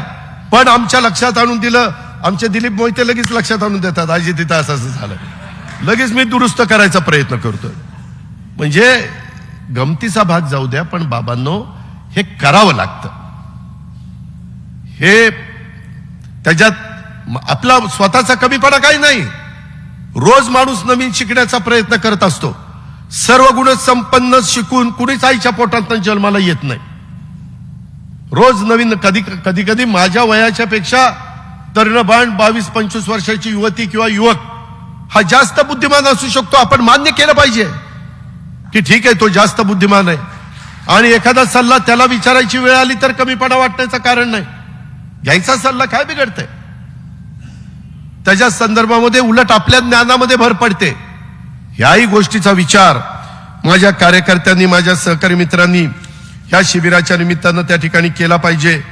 नागरी माझी दुसरी एक विनंती आहे सूरज, तुला तर मी मगाशी सांगितलं, ते इतक्या दिवसाच्या आत सगळ्या संघटना आणि माझी आमदारांना आणि सगळ्या लोकप्रतिनिधींना विनंती, ते प्रमुख पदाधिकाऱ्यांना विनंती आहे की तिथं लवकरात लवकर नावं देण्याचा प्रयत्न करा. जे खरोखरीच काम करतात अशांची नावं द्या. त्याच्यामध्ये उगीच द्यायचं म्हणून दाव देऊ नका. त्याने काम केलं पाहिजे. पुन्हा नाही काम केलं तर मला त्यांना काढावं लागेल, आणि ते काढण्याची नामुष्की ही माझ्याकडं. काय रे, कुठं लावलं होतं? काय बाबा, कुठं लावल सांगता येत नाही.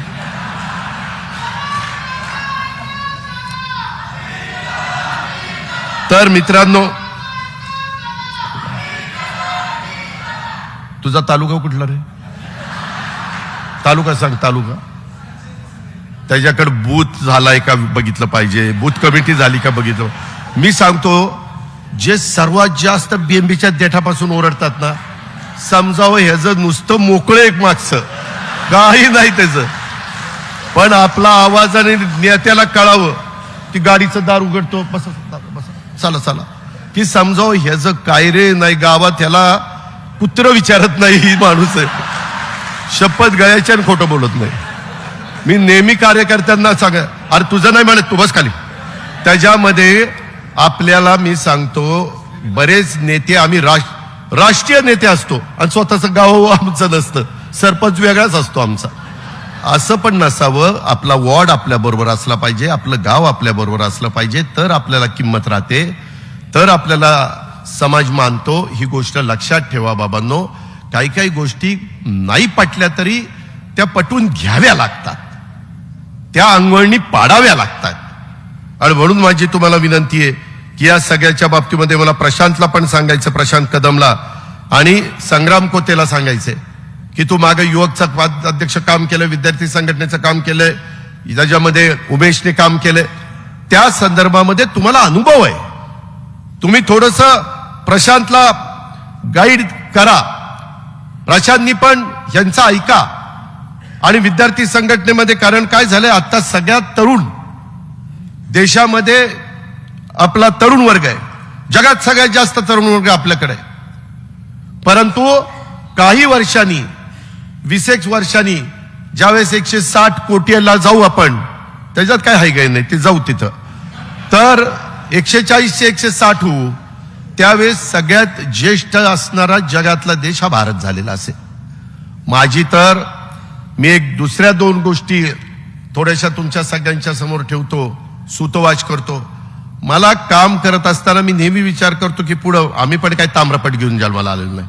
आम्हाला माहिती आहे की जनतेचा पाठिंबा, जनतेचा पाठबळ, आशीर्वाद आहे, तोपर्यंत आपण त्या ठिकाणी आहोत.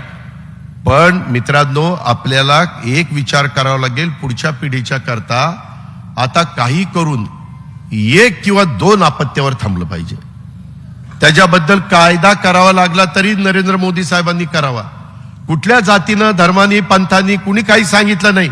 देवानी काही सांगितलं नाही, अल्लानी काही सांगितलं नाही की कितीही पैदास करा म्हणून. 1 किंवा 2 आपत्त्यावर नाही थांबलो तर काही वर्षांनी ह्या देशाचं अशी परिस्थिती निर्माण होईल, पाणी प्यायला राहणार नाही, इतर घराची व्यवस्था करता येणार नाही.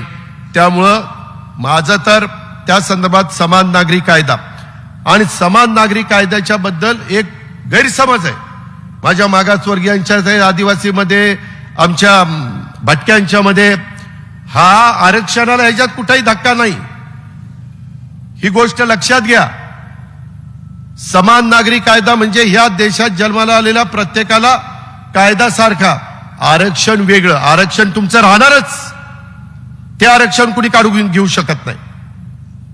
कुणी राज्यकर्ते असले तर जी परिस्थिती निर्माण झाली, डॉक्टर बाबासाहेब आंबेडकरांनी त्या काळामध्ये वेगळं सांगितलं होतं, परंतु नंतर अनेक सरकार आली, आरक्षण राहिलंय, मी नंतर त्याच्यावर येणार आहे.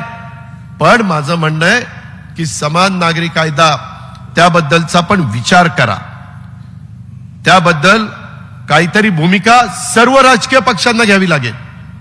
त्याच्यात कुठली शंका कुशंका त्रुटी वाटली तर त्याचा चर्चा करू, चर्चेतनं नेहमी चांगलं बाहेर येतं. पण पुढच्या पिढीचा काय भवितव्य आहे ते देखील आताच्याच राज्यकर्त्यांनी त्या गोष्टीचा विचार करायचा असतो. पुढच्यांनी नंतर आल्यावर नाही म्हणायचं अरे मागच्यांनी आपल्याला हे केलं असतं तर कशाला ही वेळ आली असती, हे म्हणण्याची वेळ त्या बाबतीमध्ये येऊन द्यायची नाही.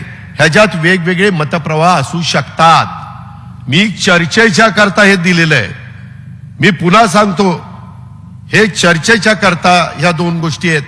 परंतु मागे पण इमर्जन्सीच्या काळामध्ये 75 साली 5 कलमी कार्यक्रम संजय गांधींनी आणला होता, काही जुन्या लोकांना आठवत असेल. पण तो कार्यक्रम नीट राबवला गेला नाही, त्याचा अतिरेक झाला आणि त्याची किंमत त्यावेळेस 77 साली इंदिराजींना मोजावी लागली. आणीबाणी पण होती आणि बाकीच्या पण गोष्टी. त्याच्यावर कुठल्याही गोष्टीचा अतिरेक होऊन द्यायचा नाही, चर्चा करून त्याच्यातनं मार्ग काढायचा. आणि म्हणून हे 2 मुद्दे मी कॉमन मिनिमम आपल्या हे जे समान नागरी कायदा आणि कुटुंब नियोजन मर्यादित ह्याबद्दलचं त्या 1 किंवा 2 पेक्षा नाही, 2 मुली झाल्या तरी माझ्या वंशाचा दिवा, काही वंशाचा दिवा काही लावत नाही. मुली जास्त वंशाचा दिवा लावतात पण पोरं लावत नाही, असा काहींना अनुभव आहे, काहींना. नाहीतर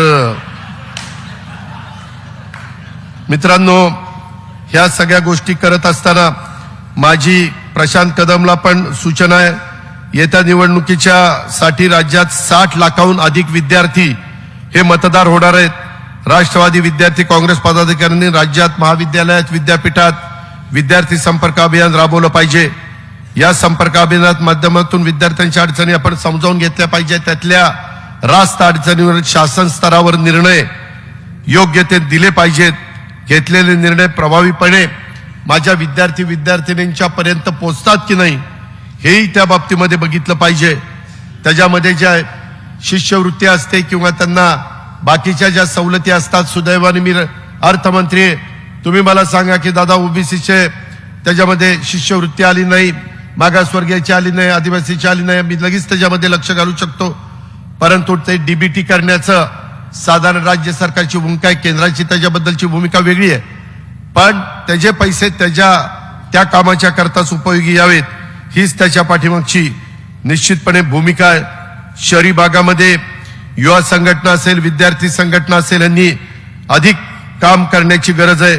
नागरी भागात महानगरपालिकेच्या क्षेत्रातील प्रश्न विषय त्यांनी हाती घेतले पाहिजेत, कारण 50% नागरीकरण, 50% ग्रामीण भाग अशा पद्धतीनं हे विभागणी झालेली आहे. त्याच्यावर शहरी भागातले पण प्रश्न आपल्याला कुणालाच दुर्लक्षित करून चालणार नाही. त्याच्यामध्ये आपले बहुतांशी पदाधिकारी राज्याचा दौरा करताना त्यांच्या फ्रंटल किंवा सेलचे फक्त मेळावे घ्यायला सांगतात. मेळाव्यापेक्षा सध्या आवश्यकता लोकाभिमुख उपक्रमाची आहे. विद्यार्थी दशेतच एखादा विद्यार्थी एखाद्या विचारांशी जोडला गेला तर अनेक वर्ष तो त्या विचारांवर ठाम राहतो. ह्या मुद्द्यांवर आधारित आपलं संघटन उभं राहिलं पाहिजे आणि त्याकरता मी मगाशी नावं घेतली त्या सगळ्यांनी काम करण्याची गरज आहे. त्याच्यामध्ये राज्यातील युवा वर्गाचे प्रश्न जाणून घेण्यासाठी आणि त्याला व्यासपीठ उपलब्ध करून देण्यासाठी युवा संपर्क अभियान प्रभावीरित्या राबवून युवकांची सनद तयार करायला लागणार आहे आणि त्यात शासन स्तरावर हाताळण्यात येणारे प्रश्न सोडवण्याच्या करता मी किंवा युवक कल्याण संजयकडे आहे बनसोडेकडे, त्याही डिपार्टमेंट आपल्याकडे आहे, त्या डिपार्टमेंटचा उपयोग आपल्याला करून घेता येणार आहे. आपल्याकडे फार वेगवेगळी चांगली डिपार्टमेंट आली, त्याच्याकडे खेळाचं डिपार्टमेंट आहे, स्पोर्ट्स, त्याचाही उपयोग तरुण पिढीला चांगल्या पद्धतीने होऊ शकतो.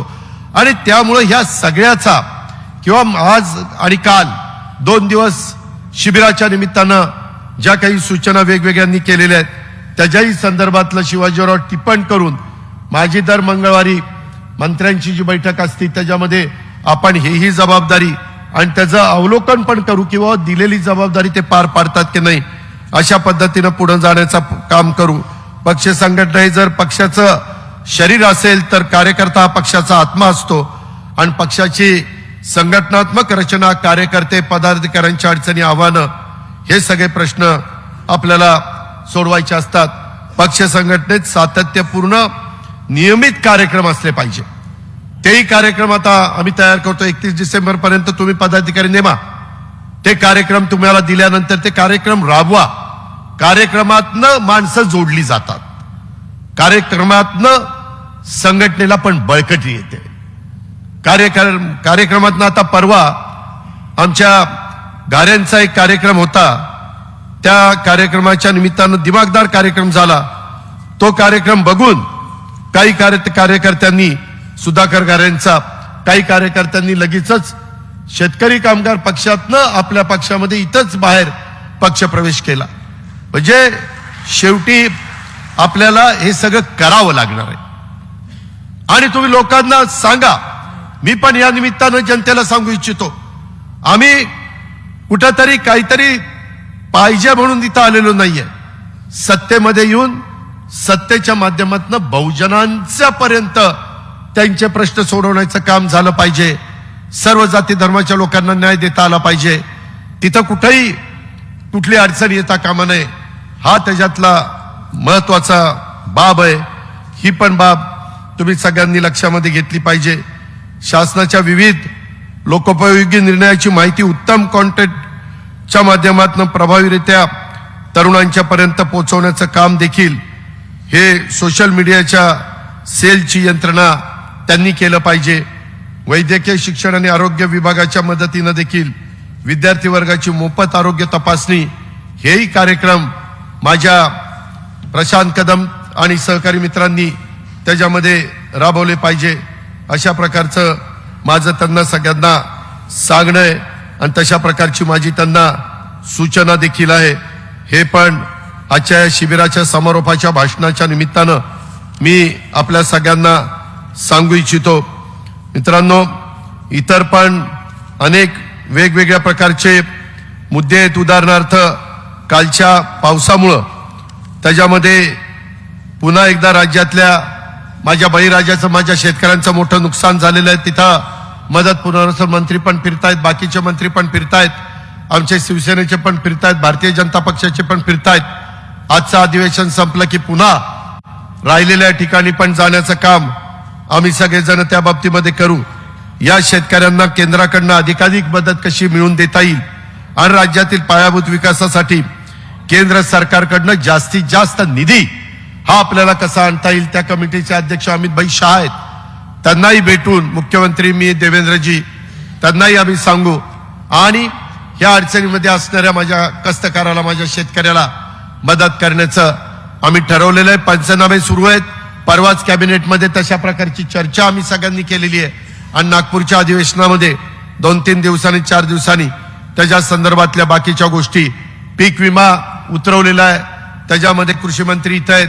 1 रुपयामध्ये पीक विमा उतरून बाकीचे हजारो कोटी रुपये राज्य सरकारने आणि केंद्र सरकारने मिळून त्या माझ्या शेतकऱ्याचे भरलेले आहेत आणि असं नुकसान झाल्यानंतर त्याला विम्याचे पैसे कसे मिळतील त्याकरता त्याला कुठं टोकाची भूमिका घ्यावी लागणार नाही. अशा प्रकारचं देखील काम आपण सगळेजण मिळून करतोय. राज्यामध्ये सत्तेत सहभागी होताना महायुती सरकारला किमान समान कार्यक्रमावर आधारित आपण सगळ्यांनी पाठिंबा दिलेला आहे. सर्वांची साथ, सर्वांचा विकास हा एकच नारा प्रत्यक्षात आणण्यासाठी आपण राज्याच्या सत्तेमध्ये सहभागी झालेलो आहे. महाराष्ट्र हा सर्व जाती, धर्म, भाषा, पंथ, प्रांताच्या लोकांच्या असून इथं सर्वांचं हित जपलं पाहिजे. इथं कोणावर अन्याय होता कामा नये, हीच खबरदारी आम्ही सगळेजण घेतोय. सर्व धर्म समभाव भारतीय संविधानाचा आत्मा आहे आणि संविधान आणि सर्व धर्म समभावाच्या विचारांशी राष्ट्रवादी काँग्रेस पक्ष कुठल्याही परिस्थितीमध्ये तडजोड करणार नाही. हे पण मी अतिशय निक्षून राज्यातल्या जनतेला आणि माझ्या पण जीवाभावाच्या सहकाऱ्यांना सांगू इच्छितो. त्याच्यामध्ये राष्ट्रवादी काँग्रेस पक्षाचा प्रत्येक पदाधिकारी आणि कार्यकर्ता विचारशील असला पाहिजे. त्याचबरोबर या पुढील काळामध्ये त्यानं कृतीशील होऊन काम करावं. विचारांना कृतीची जोड ही आपल्याला द्यावी लागेल अशी अपेक्षा आमची सगळ्यांची आहे. तसं झालं तरच राष्ट्रवादी काँग्रेस पक्षाचा कार्यकर्ता आणि आपला पक्ष पुढे जाणार आहे याची जाण आणि याचं भान या पुढील काळात आपण सगळ्यांनी काम करत असताना ठेवलं पाहिजे. राज्यामध्ये आपल्या विचाराचे सर्वात जास्त मोठ्या संख्येने कसे उमेदवार निवडून येतील या सर्व उमेदवारांचं बाकीच्या बाबतीत मोदी ग्रामपंचायतीचा उल्लेख झाला. ग्रामपंचायतीचे पण निकाल बरे लागलेले आहेत, परंतु त्याच्यातनं हुरळून जाण्याचं कारण नाही. त्याच्यातनं खूप काही आपल्याला पाठिंबा असं समजण्याचं कारण नाही. अजून आपल्याला काम करावं लागेल, कारण पुढे स्थानिक स्वराज्य संस्था आल्या तर त्या चिन्हावर लढल्या जाणार आहेत आणि त्याच्यामुळं आपण त्या बाबतीमध्ये अधिक लक्ष देऊन काम करण्याची गरज आहे. हे पण आपल्याला सगळ्यांना या निमित्तानं सांगायचंय. धर्मनिरपेक्षता, पुरोगामत्व हा आपल्या पक्षाचा आत्मा आहे. हे पण मी सतत तुम्हाला सगळ्यांना सांगण्याचा प्रयत्न करतोय. सेक्युलर म्हणणाऱ्यांनी अनेकांनी आता काही जण म्हणतात की तुम्ही कसं यांच्याबरोबर गेला. जर आम्ही शिवसेनेबरोबर आमच्या वरिष्ठांनी ठरवलं तर जाऊ शकतो आणि मागं अनेकांनी काय काय घडलं ते सगळं सांगितलेलं प्रफुल्लबाईंनी. त्याचा उल्लेख सुनील तटकरे यांनी पण आपल्या भाषणात केला. परत त्याची ओढत मी बसत नाही, परंतु मला त्याच्या संदर्भामध्ये एवढंच सांगायचंय. आज काही पक्ष हे स्वतःला सेक्युलर आणि दुसऱ्याला जातीवादी समजतात. स्वतःला सेक्युलर समजून घेणारे पक्ष आणि त्यांचे नेते आज इंडिया आघाडी म्हणून एकत्र आलेले आहेत आणि भाजप आणि मित्र पक्षांवर जातीयवादी म्हणून टीका करतायत. देशातले महत्वाचे नेते आणि पक्षांनी कधी ना कधी बीजेपी सोबत सत्ता उपभोगलेली आहे. भाजप सोबत ते गेलेले आहेत. त्यांनी विचारधारा सोडली का? नाही सोडली. ममता बॅनर्जी आज त्या पश्चिम बंगालच्या मुख्यमंत्री आहेत. त्याच्या आधी त्या भाजपच्या सरकारमध्ये मंत्री होत्या ना रेल्वे खात्याचा. त्याच्या संदर्भात फारुख अब्दुल्ला हे पण त्या ठिकाणी मंत्री होते. त्याच्यामध्ये मेहबूबा मुफ्ती, त्याच्यामध्ये नितीश कुमारांनी अनेकदा एकदा इकडे एकदा तिकडे ठीक आहे, त्यांना योग्य वाटलं त्यांनी केलं, त्याच्याबद्दल आम्हाला काही म्हणायचं नाही. पण आम्ही सेक्युलरवादी आहोत आणि मग त्यांनी निर्णय घेतला तर योग्य, इतरांनी घेतला तर हे लोक जातीवाद्यांच्या बरोबर गेलेले आहेत. त्याच्या संदर्भामध्ये मायावती भाजपसोबत हे जाऊन सुद्धा त्यांनी आपली विचारधारा जपली आणि आपल्या राज्यातल्या देशातल्या विकासासाठी भाजपची साथ देखील दिली. हा इतिहास आहे. हा इतिहास विसरता येणार नाही, नाकारता येणार नाही. ज्येष्ठ समाजवादी नेते आज हयात नाही जॉर्ज फर्नांडिस यांच्या पुरोगामित्वावर कधी कोणी शंका घेतली नाही. एकेकाळी जॉर्ज फर्नांडिस भाजपचे प्रणित एनडीएचे निमंत्रक होते. त्यांनी खऱ्या अर्थाने देशात पहिल्यांदा भाजपला सत्तेवर आणलं. जर या देशामध्ये जॉर्ज फर्नांडिस यांना भाजपची ॲलर्जी नव्हती तर तुम्हा आम्हाला काय अडचण त्या ठिकाणी आहे. ज्या इंडिया आघाडीला नेता आजपर्यंत ठरवता आलेलं नाही, त्यांना आघाडीच्या लोगोवर एकमत करता आलेलं नाहीये, आघाडीची बैठक कुठं घ्यायची हे ठरवण्यासाठी महिन्यापासूनच अधिकचा कालावधी त्यांना लागतो. अशा परिस्थितीमध्ये असताना हा देश या लोकांच्या हातात सोपवायचा का याचा विचार हा देशातल्या जनतेने केला पाहिजे. गोंधळलेलं राज्य ते विकसित राज्य अशा पद्धतीचा प्रवास त्या बाबतीमध्ये चाललेला आहे आणि त्याच्यामुळं एकंदरीतच उद्योगधंद्यांवर, गुंतवणुकीवर, राजकीय सामाजिक परिस्थितीवर परिणाम होऊ नये म्हणून एक मजबूत सरकार, एक मजबूत नेता, ज्यांनी देशाची शान जगामध्ये अनेक राष्ट्रांमध्ये वाढवण्याचं काम केलं, ज्यांनी त्या ठिकाणी G20 आपल्या देशामध्ये भरवण्याचं काम केलं, त्यावेळेस महाराष्ट्राच्या हितासाठी वरिष्ठांच्या मान्यतेने भाजपसोबत जाण्याचा निर्णय घेतलेला होता. हे पण आपल्याला प्रफुल्लभाईंनी, मी आणि अनेकांनी सांगितलेलं आहे. परंतु मुख्यमंत्री देवेंद्रजी झाले, परंतु काहींच्या दुराग्रहामुळे ते सरकार टिकलं नाही. ते सरकार कोणत्या परिस्थितीत स्थापन झालं, त्यावेळेस त्या राष्ट्रवादीच्या नेतृत्वाने आधी कोणती भूमिका घेतली होती, नंतर भूमिका कशी बदलली, हे यापूर्वी मी अनेकदा सांगितलं, पुन्हा पुन्हा मी सांगत बसत नाही. परंतु राजकारणात, समाजकारणात काम करताना दिलेला शब्द पाळणारा मी कार्यकर्ता आहे आणि त्याच्यामुळं मी शब्दाचा पक्का माणूस असल्यामुळे प्रसंगी राजकीय नुकसान सहन करून देखील शब्द पाळण्याची माझी तयारी असते. म्हणून महाराष्ट्रात आज शब्दाचा पक्का अशी माझी काही प्रमाणात का होईना ओळख आहे, हे कुणी नाकारू शकत नाही. एकच हे आपण सगळ्यांनी लक्षामध्ये ठेवावं. महाराष्ट्र हे देशातलं क्रमांकाचं 1चं राज्य आहे. देशात अस्थिरता असेल तर काय देशाचं वाटोळं होतं, हे पाकिस्तानचं उदाहरण त्या ठिकाणी घ्या. पाकिस्तानचे देशाची सारखी अवस्था कशी झालेली आहे, तिथं कधी काय होईल, तिथला पंतप्रधान सुद्धा कधी जेलमध्ये जाईल याची शाश्वती देता येत नाही. अशा परिस्थितीत देशाचा विकास होत नाही, देशात गुंतवणूक होत नाही, परदेशी गुंतवणूकदार येत नाही, उद्योजक येत नाही. प्रश्न सुटण्याच्या ऐवजी प्रश्न वाढत जातात. जे श्रीलंकेला घडलं, जे पाकिस्तानला घडतंय, केंद्रात एकमुखी भाजपची सत्ता असल्याने जगाच्या भारताकडे पाहण्याचा दृष्टिकोन बदललेला आहे. नरेंद्र मोदी यांच्यासारखं विकासाचा दृष्टिकोन असणारं नेतृत्व मिळाल्यानंतर भारताला जागतिक मान्यता मिळालेली आहे. तुम्ही एक आठवा, पंतप्रधान देवेगौडा किती दिवस पंतप्रधान होते, के गुजराल, चंद्रशेखर किती दिवस पंतप्रधान होते. अस्थिर वातावरण असणाऱ्या काळात किती विकास झाला, हा अभ्यासाचा विषय. त्यावर मला अधिक भाष्य करायचं नाही. परंतु देशाच्या विकासाच्या करता खमकं नेतृत्व लागतं. ते खमकं नेतृत्व आज मोदी साहेबांच्या रूपाने आपल्याला मिळालेलं आहे. ही वस्तुस्थिती नाकारता येत नाही. कोणी नाही म्हटलं तरी ते सत्य रपवता येत नाही. आणि त्याच्यामुळं त्यांना पाठिंबा देत असताना राज्यामध्ये देखील खमकेपणाने राज्य चाललं पाहिजे. याकरता राष्ट्रवादी काँग्रेस पक्षाने काम केलं पाहिजे. त्याकरता जास्तीत जास्त खासदार, आमदार निवडून आणण्याच्या करता आपण त्या बाबतीमध्ये प्रयत्न केले पाहिजे. त्याच्यामध्ये आपल्या देशात किंवा राज्यामध्ये युती आघाड्यांचं सरकार आता काही नवीन राहिलेलं नाहीये. त्याही गोष्टीचा विचार आपण सगळ्यांनी केला पाहिजे. आणि आज असणारे राज्यातले प्रश्न, आज असणारे इतर वेगवेगळ्या युवतींचे, युवकांचे प्रश्न, तरुणांचे, विशेषतः नोकरदारांचे प्रश्न, या सगळ्याकडं आपण त्या बाबतीमध्ये लक्ष देऊन आहोत. मधल्या काळामध्ये काम करत असताना आपल्या महाराष्ट्राची अर्थव्यवस्था $1 ट्रिलियन वर नेण्यासाठी आपण सगळ्यांनी एकत्र काम करण्याची गरज आहे.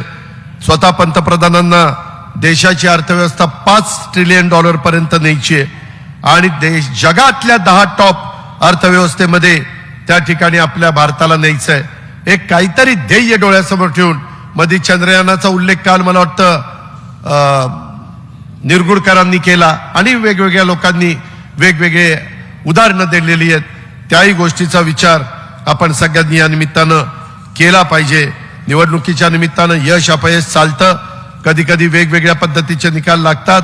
त्याच्यातनं कुठेही विचलित होऊन चालत नाही, कुठेही त्याच्यामध्ये बाजूला जाऊन चालत नाही. हेही आपण सगळ्यांनी या निमित्तानं लक्षामध्ये घेतलं पाहिजे.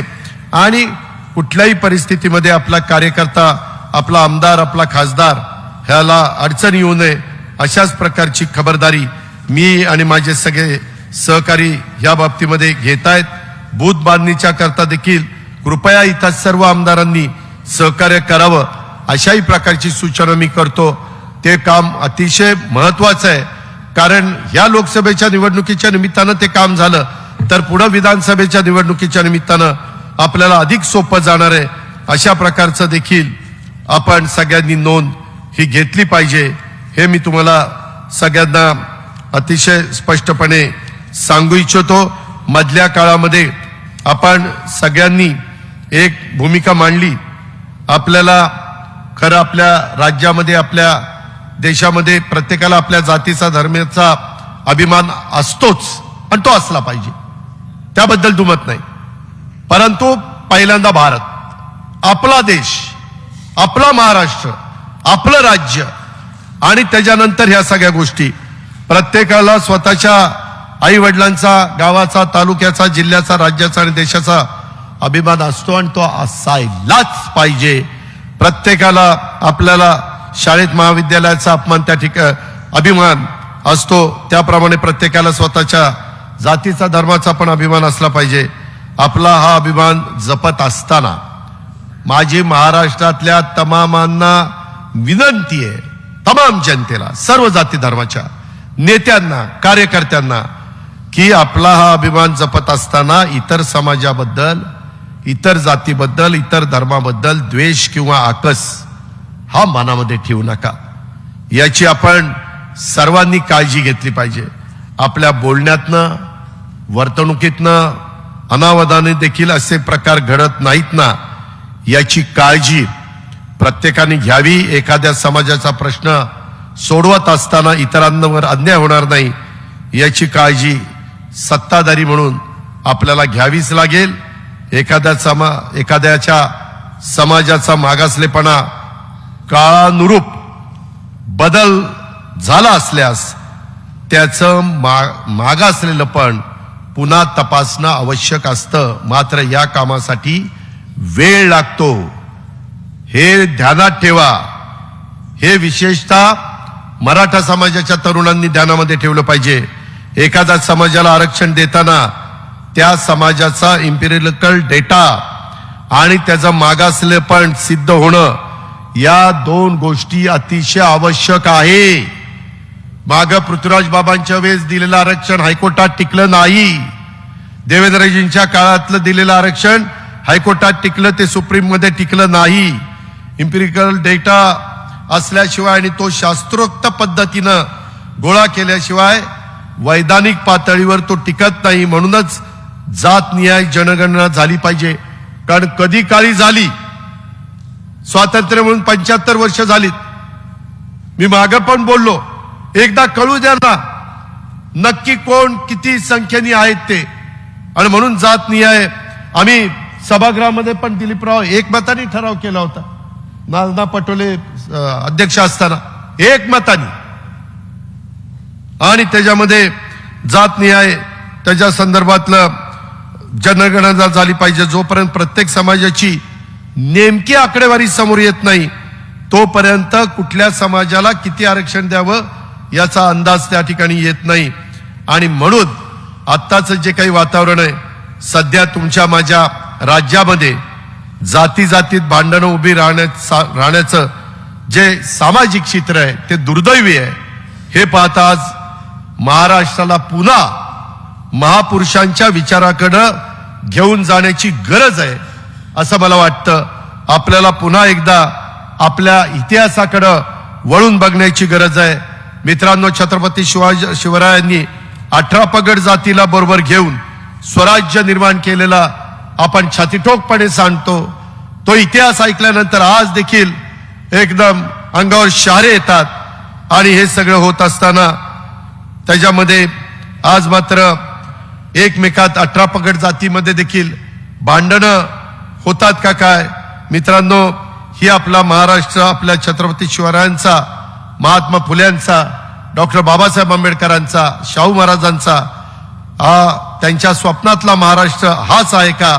अशा प्रकारचा प्रश्न कधीतरी वेगवेगळ्या कार्यकर्त्यांना पडतो. मला एक गोष्ट सांगायची, गुरुदेव रवींद्रनाथ टागोरांनी आपल्याच देशाचं राष्ट्रगीत म्हणताना जनगणमन लिहिताना त्यात काय लिहिलंय? पंजाब, सिंध, गुजरात, मराठा. पंजाब आहे, सिंध पण तेव्हाच होतं, त्याच्यामध्ये गुजरात पण आहेच राज्य, पण मराठा त्यांनी महाराष्ट्र असं म्हटलेलं नाही. कारण हा देश पूर्वीपासून महाराष्ट्राला मराठा म्हणून ओळखतो. सगळ्या महाराष्ट्रीयन ते मराठा म्हणून त्या ठिकाणी ओळखले जात होते. आणि मराठा ही महाराष्ट्राची अस्तित्वाची निगडीत अशा प्रकारची ओळख आहे. अटकेपार मराठ्यांनी झेंडे रोवले असं म्हटलं जायचं, तेव्हा त्यात सर्व जाती मराठ्यांमध्ये समाविष्ट होतात असायच्या. सेनापती बापट उगच म्हणाले नाहीत की महाराष्ट्र मेला तर राष्ट्र मेले, मराठा विना राष्ट्रगाडा न चले. अवघ्या देशात पहिला रक्षण देणारे छत्रपती शाहू महाराज आपल्याच कोल्हापूरचे, आणि त्यांचा आज आरक्षणाच्या निमित्तानं काही ठिकाणी फोटो लावताना दिसत नाही. पुण्यश्लोक अहिल्यादेवी होळकर यांनी महाराष्ट्रासाठी एक आदर्श अशा प्रकारचं काम केलं. त्यांनी केलेलं कार्य एका समाजाच्या करता नव्हतं, सर्व समाजाच्या कल्याणाच्या करता होतं. त्यांच्या बारव, त्यांच्या पाण्याच्या वेगवेगळ्या प्रकारच्या केलेल्या व्यवस्था, त्यावेळेसची बांधणी. जननायक राघोजी भांगरे यांनी फक्त आदिवासीसाठी त्या काळामध्ये उठाव केला नाही, हे डॉक्टर लामटे आपल्यालाही माहिती आहे. आणि त्याच्यामुळं शेतकऱ्यांच्या हक्कासाठी ते त्यावेळेस ब्रिटिशांच्या बलाढ्य सत्तेविरुद्ध लढले. देशात अस्पृश्यता निवारणासाठी डिप्रेस क्लास मिशन सुरू करणारे विठ्ठलरामजी शिंदे हे मराठा होते. कर्मवीर भाऊराव पाटलांनी पण बहुजनांच्या मुलांना शाळेमध्ये घालताना कधी हा कुठल्या जातीचा तो कुठल्या जातीचा अशा पद्धतीनं भेदभाव केला नाही. त्याच्यामध्ये कधी ते त्यांच्या मनाला पण शिवलं नाही. आणि आज आपण काय बघतोय, राज्यात काय चाललंय, त्याचा विचार आपण सगळ्यांनी केला पाहिजे. ही गोष्ट मला तुम्हाला आवर्जून सांगायची आहे. मित्रांनो, युगपुरुष छत्रपती शिवरायांना कुळवाडी भूषण ही उपाधी सर्वात पहिल्यांदा महात्मा ज्योतिराव फुल्यांनी दिली. काय अर्थ होता? कुणब्यांच्या म्हणजे शेतकऱ्यांच्या हिताचा विचार करणारा राजा, असा त्याचा अर्थ होता. या सर्वांचा आपण आज विचार करणार आहोत का नाही, हा प्रश्न देखील आपल्याला पडलेला आहे. मराठ्यांनी मध्ये नुसते कुणबी नसते तर महात्मा फुलेंनी ही उपाधी दिली असती का? दुर्दैवाने आपण सर्व एकमेकांना जातीमध्ये बघतोय, महापुरुषांना जातीच्या बंधनामध्ये बांधतोय. आपलं पोर शिकलं पाहिजे, त्याने आयुष्याच्या लढाईत पुढे गेलं पाहिजे, हे प्रत्येक आई बापाचं स्वप्न असतं, त्याच्यात गैर काहीच नाहीये. पण दुसऱ्याचं पोर शिकत आहे, पुढे जात आहे, याचा आपण द्वेष कधीपासून करायला लागलोय. मित्रांनो, हा विचार महाराष्ट्राचा नाही, आपला नाही. तुम्हाला उदाहरण सांगतो, पवार, जाधव, गायकवाड ही अशी कित्येक आडनावं, अनेक आडनावं तुम्हाला महाराष्ट्रातल्या प्रत्येक जातीमध्ये सापडतील. मराठा ही भावकी होती, शेती करणारा कुणबी होता, मग तो कुठल्याही जातीचा असू द्या. आधीच्या काळापासून महापुरुषांच्या मध्ये देखील वाद होते, वाद नव्हते असं नाही, मतभेद होते. लोकमान्य टिळक आणि महात्मा फुले यांच्यात मतभेद होते. मात्र टिळकांना न्यायालयात मदत करणारे तेच महात्मा ज्योतिराव फुले याच मातीतले होते, हे देखील विसरून चालणार नाही. त्यांच्यापासून आपण काही शिकणार आहोत का नाही? आदरणीय यशवंतराव चव्हाण साहेब दिल्लीला गेले तेव्हाचा तर इतिहास आपल्याला सगळ्यांना माहिती आहे की मारुतराव कन्नमवार आणि स्वर्गीय वसंतराव नाईक साहेबांना त्यांनी राज्याची धुरा दिली. बंजारा समाजाचे वसंतराव नाईक असताना या राज्याचे सलग 11 वर्ष महाराष्ट्राचे मुख्यमंत्री म्हणून त्यांनी काम केलं. ही आज रेकॉर्ड आहे. आजपर्यंत कुठलाही मराठा मुख्यमंत्री सलग 11 वर्ष मुख्यमंत्री राहिलेलं नाही. वसंतरावांना पाठबळ देणं हे मराठ्यांचं मोठेपण नाही का? गांधींची ज्यावेळेस हत्या झाली त्यावेळेसही महाराष्ट्रात जातीय दंगली झाल्या, तेव्हाच्या मराठा नेतृत्वाने हे लोण वाढू दिलं नाही. त्यानंतर सुद्धा वेळोवेळी गावात आणि राज्य पातळीवर दंगली होण्यासाठी समाजाला दूर ठेवण्याची भूमिका घेतली गेली. त्यावेळेस प्रसंगी समाजाचा रोष पत्करला. अशा कितीतरी गोष्टी आहेत.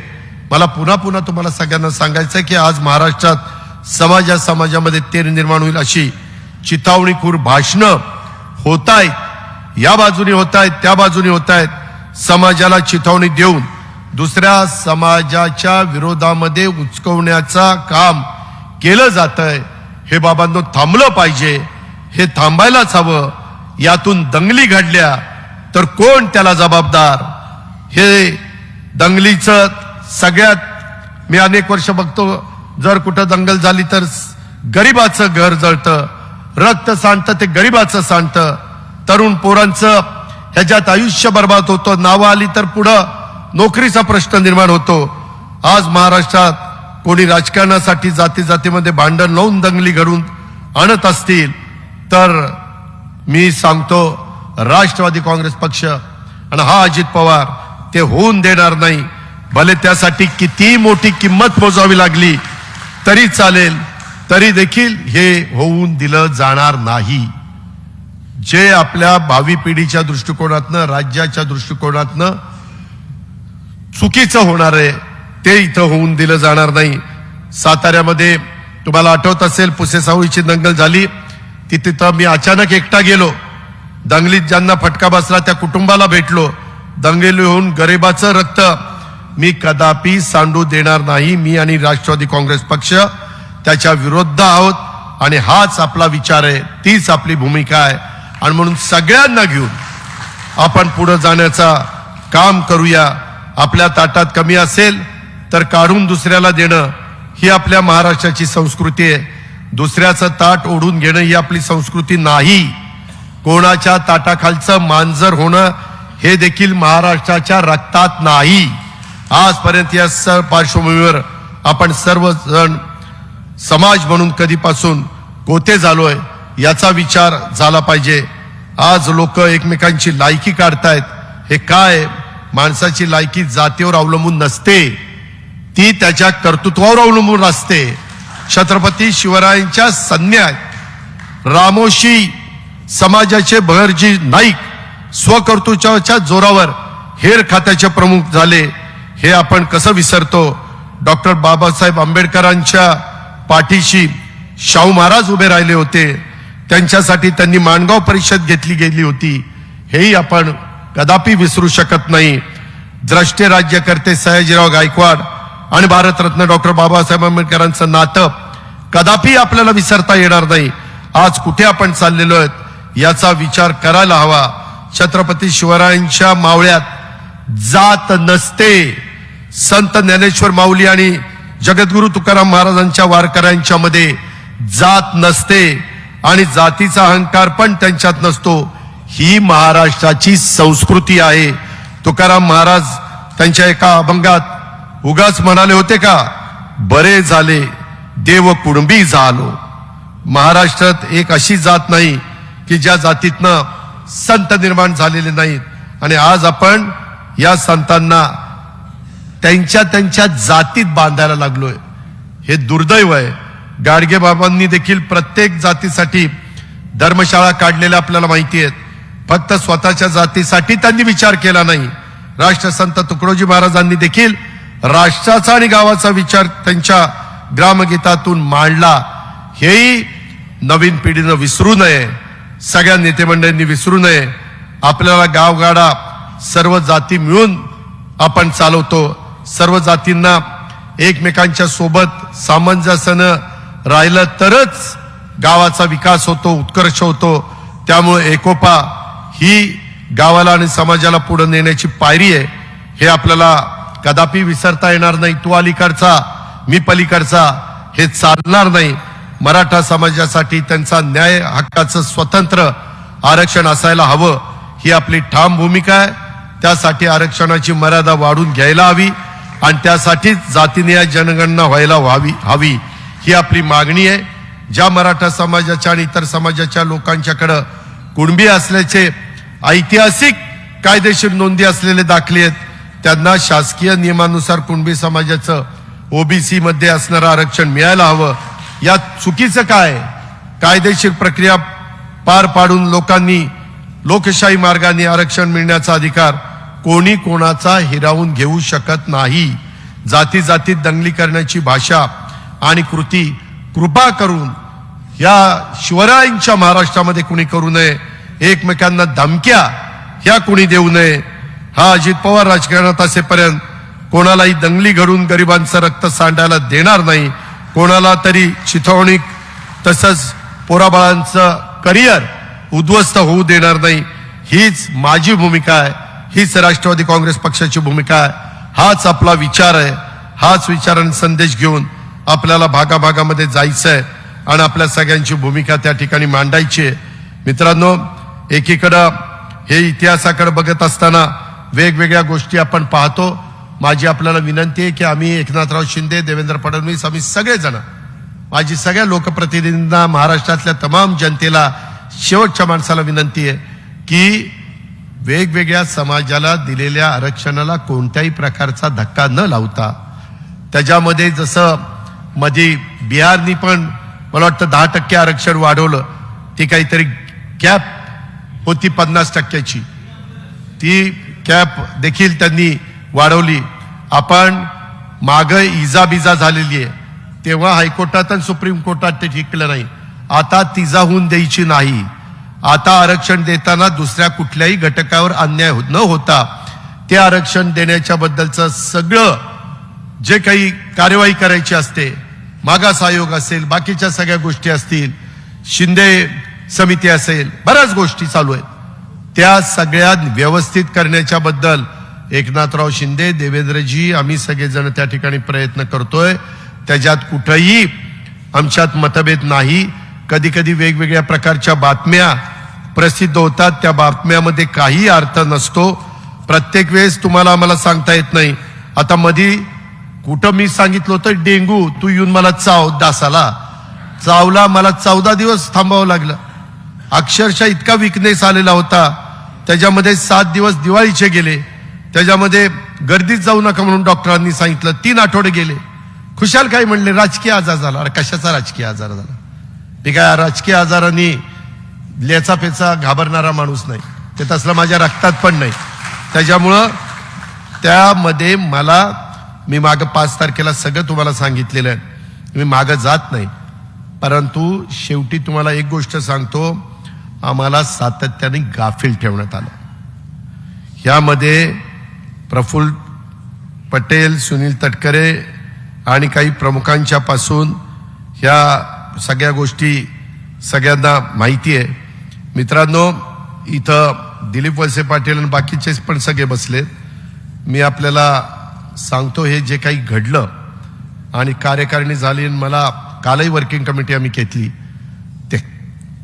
त्या संदर्भामध्ये नीट ऐका. प्रफुल्ल पटेल, अजित पवार, छगन भुजबळ, सुनील तटकरे, जयंत पाटील, अनिल देशमुख, रामराजे नाईक निंबाळकर, दिलीप वळसे पाटील, हसन मुश्रीफ, धनंजय मुंडे, आम्ही 10-12 जण होतो. देवगिरीला बसलो होतो. हे अनेक दिवस चालले, त्याचा उल्लेख अधिकाऱ्यांनी केला. आम्ही काय करायचं. माझ्याच देवगिरीच्या हॉलमध्ये बसल्यानंतर डायरेक्ट साहेबांना सांगितलं तर काय वाटेल म्हणून आम्ही सुप्रियाला माझ्या घरी बोलून घेतलं. तिला काहीच सांगितलं नाही. आम्ही सगळे बसलो. सुप्रियाला बोलवलं, तिला सांगितलं सगळे जीवाभावाचे सहकार्य, लोकशाहीमध्ये बहुमताला आदर द्यावा लागतो, तर त्या ठिकाणी संघटना पुढे जाते. आणि त्या प्रकारे बसल्यानंतर तिनं काय सांगितलं, मला 7 दिवस द्या. बरोबर ना? 7 ते 10 दिवस द्या.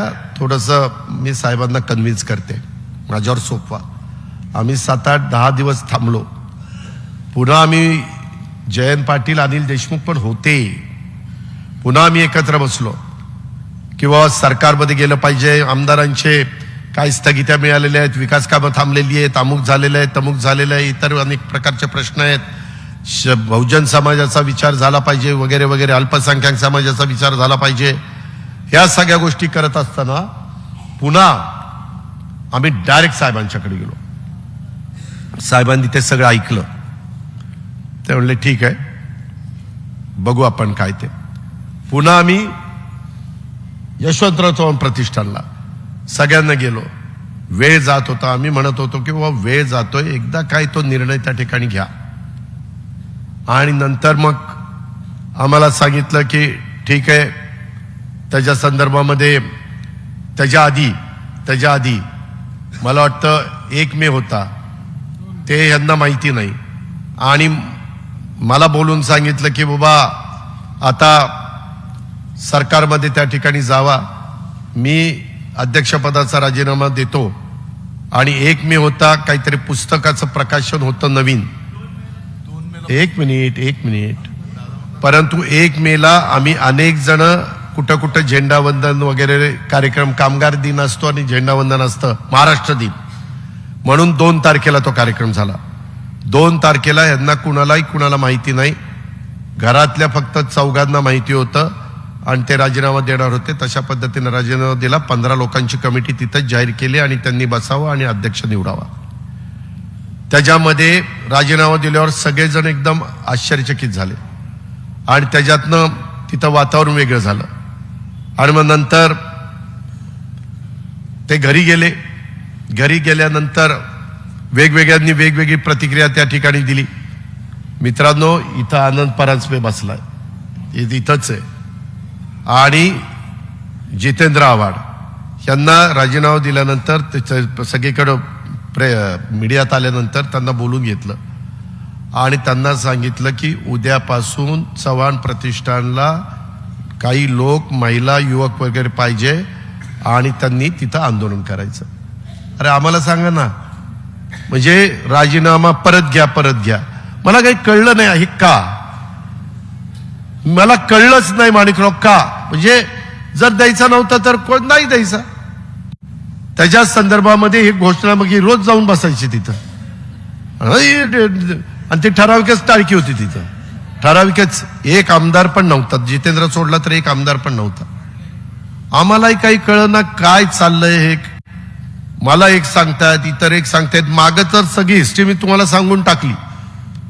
ते पुन्हा मला उगाळत बसायचं नाही. लोक म्हणतील किती दिवस यांचं हेच ऐकायचंय, हे तुमचं तुम्ही बघा म्हणतील. आपल्याला विकासाचं ध्येय घेऊन पुढे जायचं, पण ही गोष्ट परिवारातले सदस्य म्हणून तुम्हाला माहिती पाहिजे. आणि मग त्याच्यानंतर पुन्हा तो राजीनामा मग घेतला गेला वगैरे. आम्हाला सांगण्यात आलं की बाबा माझ्यानंतर सुप्रियाला राष्ट्रीय अध्यक्ष करा. सगळ्यांनी तयारी दाखवली. सगळ्या काही गोष्टी ठरलेल्या होत्या. हे जे काही धरसोड आणि गाफील ठेवलं जातं ते बरोबर नाही. एकदा सांगा की हे मला पटत नाही. हे ज्यात तुम्ही एक गाव 2 तुकडे, विषय संपला. मित्रांनो, ह्या सगळ्या गोष्टी करत असताना मला आठवतंय आम्ही 2 जुलैला शपथ घेतली. 2 जुलैला शपथ घेतल्यानंतर मला एक गोष्ट पुन्हा तुम्हाला सांगायची. पक्ष आणि चिन्हाच्या बद्दल निवडणूक निर्णय हा निवडणूक आयोग घेईल. कोर्टबाजी, पक्षांतरबंदी केसेस, त्याच्यामध्ये वेळ कमी आहे, तुम्ही त्याच्यात काही जास्त लक्ष देऊ नका. प्रांताध्यक्ष जेवढ्यांना सांगतील त्या पद्धतीने त्यांनी करा. परंतु पुढं आपल्याला 100-200 दिवस राहता, 100 किंवा 120 दिवस राहत आहेत. आता इथून निघाल्यानंतर घरी गेल्यावर कामालाच लागायचंय. राष्ट्रवादी काँग्रेस पक्ष अधिक मजबूत, लोकाभिमुख आणि शेवटच्या माणसापर्यंत त्याला आपलं कसं करता येईल ह्या प्रयत्न करायचा. 2 जुलैला ज्यावेळी शपथविधी घेतली आणि 5 जुलैला कार्यकारिणी, त्याच्या आधी 30 जुलैला झाली, नाही 30 जूनला झाली. आणि त्याच्यानंतर एमईटीला पुन्हा कार्यकारिणी बाकीच्या गोष्टी झाल्या. त्याच्यामध्ये भुजबळ साहेब वगैरे सगळे आपण होतो. मला एक सांगा की 2 जुलैला जर घेतलेला निर्णय आवडलेला नव्हता तर 17 जुलैला 15 दिवसांनी आम्हा मंत्र्यांना सगळ्यांना चव्हाण प्रतिष्ठानला बोलवलं. तुम्ही सगळ्यांनी बघितलं. मग जर निर्णय आवडलेला नव्हता तर बोलवलं कशाला. आम्हाला सांगितलं की पहिल्यांदा मंत्री या, दुसऱ्या दिवशी सगळे आमदार या. आमदार जरा घाबरत होते पण मी सगळ्या आमदारांना घेऊन गेलो. सगळे बसले, चहा पाणी झालं. त्याच्यामध्ये तिसऱ्या दिवशी त्यांच्याबरोबर काही 7-8 जण राहिले, त्यांच्याशी चर्चा होणार होती आणि पुन्हा सगळं सुरळीत होणार होतं. हे आम्हाला सांगितलं गेलं. गाडी ट्रॅकवर आहे असं आम्हाला काही जणांच्याकडनं कळायचं. आम्ही म्हणलं ठीक आहे. आणि ह्याच्यात वेळ गेला. ह्याच्यात तटकरे साहेब पण म्हणायचे अरे आम्हाला लवकर सांगा, आम्हाला पुढे जायचंय. तुम्ही बाबा असं स्टेटमेंट करू नका. हिनं काही स्टेटमेंट केलं तरी अगं रुपाली तू तसं स्टेटमेंट करू नको असं त्या ठिकाणी बोललं जायचं. आणि सगळं काही पूर्ववत पद्धतीनं करायचं अशा पद्धतीनं निरोप यायचे. म्हणजे तुम्ही आम्हाला गाफील ठेवता का. मी फसवणूक म्हणणार नाही, गाफील. त्याच्या संदर्भामध्ये एवढंच सगळं झालं. ते सगळं झाल्यानंतर 18 जुलैला मला एका उद्योगपतीने पुण्यामध्ये जेवायला बोलवलं. मी नाही 18 ऑगस्ट मी चुकून म्हणलं, 18 ऑगस्ट नाही, 12 ऑगस्टला बोलवलं आणि मला त्यांनी सांगितलं की काही गोष्टीची चर्चा झाली, इथं वरिष्ठ येतील, जयंत पाटील असतील, तुम्ही असेल आणि मी असेल, चौघांनी दुपारी जेवायचं. निरोप आल्यावर मी गेलो. त्याच्या संदर्भामध्ये मग ऑगस्टमध्ये जुलैला झालं, जुलै संपूर्ण गेला, ऑगस्ट 12 म्हणजे जवळपास 1.5 महिना झाला. त्याच्यामध्ये असं का, म्हणजे जर करायचं नव्हतं तर कशा करता गाफील ठेवायचं, कशा करता ह्या गोष्टी करायच्या? बर कुणा करता आम्ही करतोय ना, राष्ट्रवादी म्हणूनच करतोय ना, लोकांची कामं करत नाहीत का? आज राज्यामध्ये आम्ही फिरू शकत नाही, आम्ही चांगल्या पद्धतीने सरकार चालू शकत नाही. मागं 2.5 वर्ष कोरोनाच्या काळामध्ये कोण काय करत होतं तुम्हाला माहिती आहे. उभे महाराष्ट्राने पाहिलं, बाबा सगळ्यांच्या बरोबर नीट काम करा, केलं. आज पुढं नवीन पिढीचे 10-15 वर्ष महत्वाची आहेत. त्या महत्वाच्या निमित्तानं त्या संदर्भात आपल्याला पुढे जायचं. आणि हे पुढे जात असताना आता कोणतरी काहीतरी मधनं अन्न बोलत असतं, तसल्यांना उत्तरही मला द्यायची नाही. काही जण गुडघ्याला बाशिंग बांधून कुठं काय फिरायला लागलेत, कुठं काय करायला लागले. संघर्ष, अरे कशाचा संघर्ष? कधी आयुष्यात संघर्ष केला नाही ना, आता कशाचा संघर्ष? हे जे काही प्रकार चाललेत, किंवा काहींनी मुद्दाम, वरिष्ठ एकदा पावसात भिजले तसा ह्यांचाही जोडीदार पावसात भिजून त्याचे ते पांढरा शर्ट, ढेरी आली बाहेर, ती सगळं ते काय चाललंय, कशा करता चाललंय. आणि त्यांच्यावर हल्ला झाला तेव्हा मी तिथे गेलो, त्याला आठवतंय, नजीबला माहितीये. प्रत्येक वेळेस सगळ्यांना आधार देण्याचं काम केलं, कारण आपल्यात तशी हिंमत आहे. माझं निश्चितपणे धाडस आहे. त्याच्यामुळं आपल्याला पुढे जायचंय. बाबांनो, मी खोटं नाही सांगत, उद्याच्या काळामध्ये मी 7 दिवसापैकी 3 दिवस मुंबईला, 1 दिवस पुण्याला आणि 3 दिवस महाराष्ट्रामध्ये वेगवेगळ्या ठिकाणी जात राहणार आहे, दौरे करत राहणार आहे. आपल्याला हे सगळं करत असताना मला पण अधिकचं काम करावं लागेल. मी ज्यावेळेस दुसऱ्याला सांगतो त्यावेळेस दुसरे म्हणतील तू काय करतो ना, मला मोठा गप्पा हाणतो. त्याच्यामुळं आपल्याला सगळ्यांना करावं लागेल, प्रांताध्यक्षालाही करावं लागेल, सगळ्या सेलच्या प्रमुखांना करावं लागेल, मंत्री महोदयांनो तुम्हालाही करावं लागेल, सर्वच पदाधिकाऱ्यांना, आमदारांना, सगळ्यांना त्यामध्ये लक्ष द्यावं लागेल. सरकारमध्ये असताना जे काही प्रश्न सर्वसामान्य माणसांच्या करता किंवा ज्या काही मूलभूत समस्या आहेत, अडचणी आहेत, त्या दूर करण्याच्या करता एकनाथराव किंवा देवेंद्रजी कधी पण नाही म्हणत नाही. आणि त्याच्यामध्ये समन्वय साधून कधी कधी पेपरला वेगळ्या प्रकारच्या बातम्या येतात. मध्ये बातमी आली की 26 जागा भाजप लढवणार आहेत, मग यांना किती मिळणार, इथं किती मिळणार. तुम्ही त्याच्याबद्दलची काही काळजी करू नका. व्यवस्थितपणे योग्य पद्धतीनं जी काही आपली क्षमता आहे, जी काही आपली ताकद आहे, जे काही आपले कार्यकर्ते आहेत, त्या सगळ्यांना न्याय देण्याची भूमिका. आणि त्यामध्ये अल्पसंख्याक माझा मुस्लिम समाज असेल आणि मागासवर्गीय आदिवासी वंचित घटक असेल, ह्या सगळ्यांना न्याय देणं आणि त्यांना बरोबर घेऊन जाणं, ह्याच पद्धतीचं काम हे आम्हा लोकांचं होणार आहे.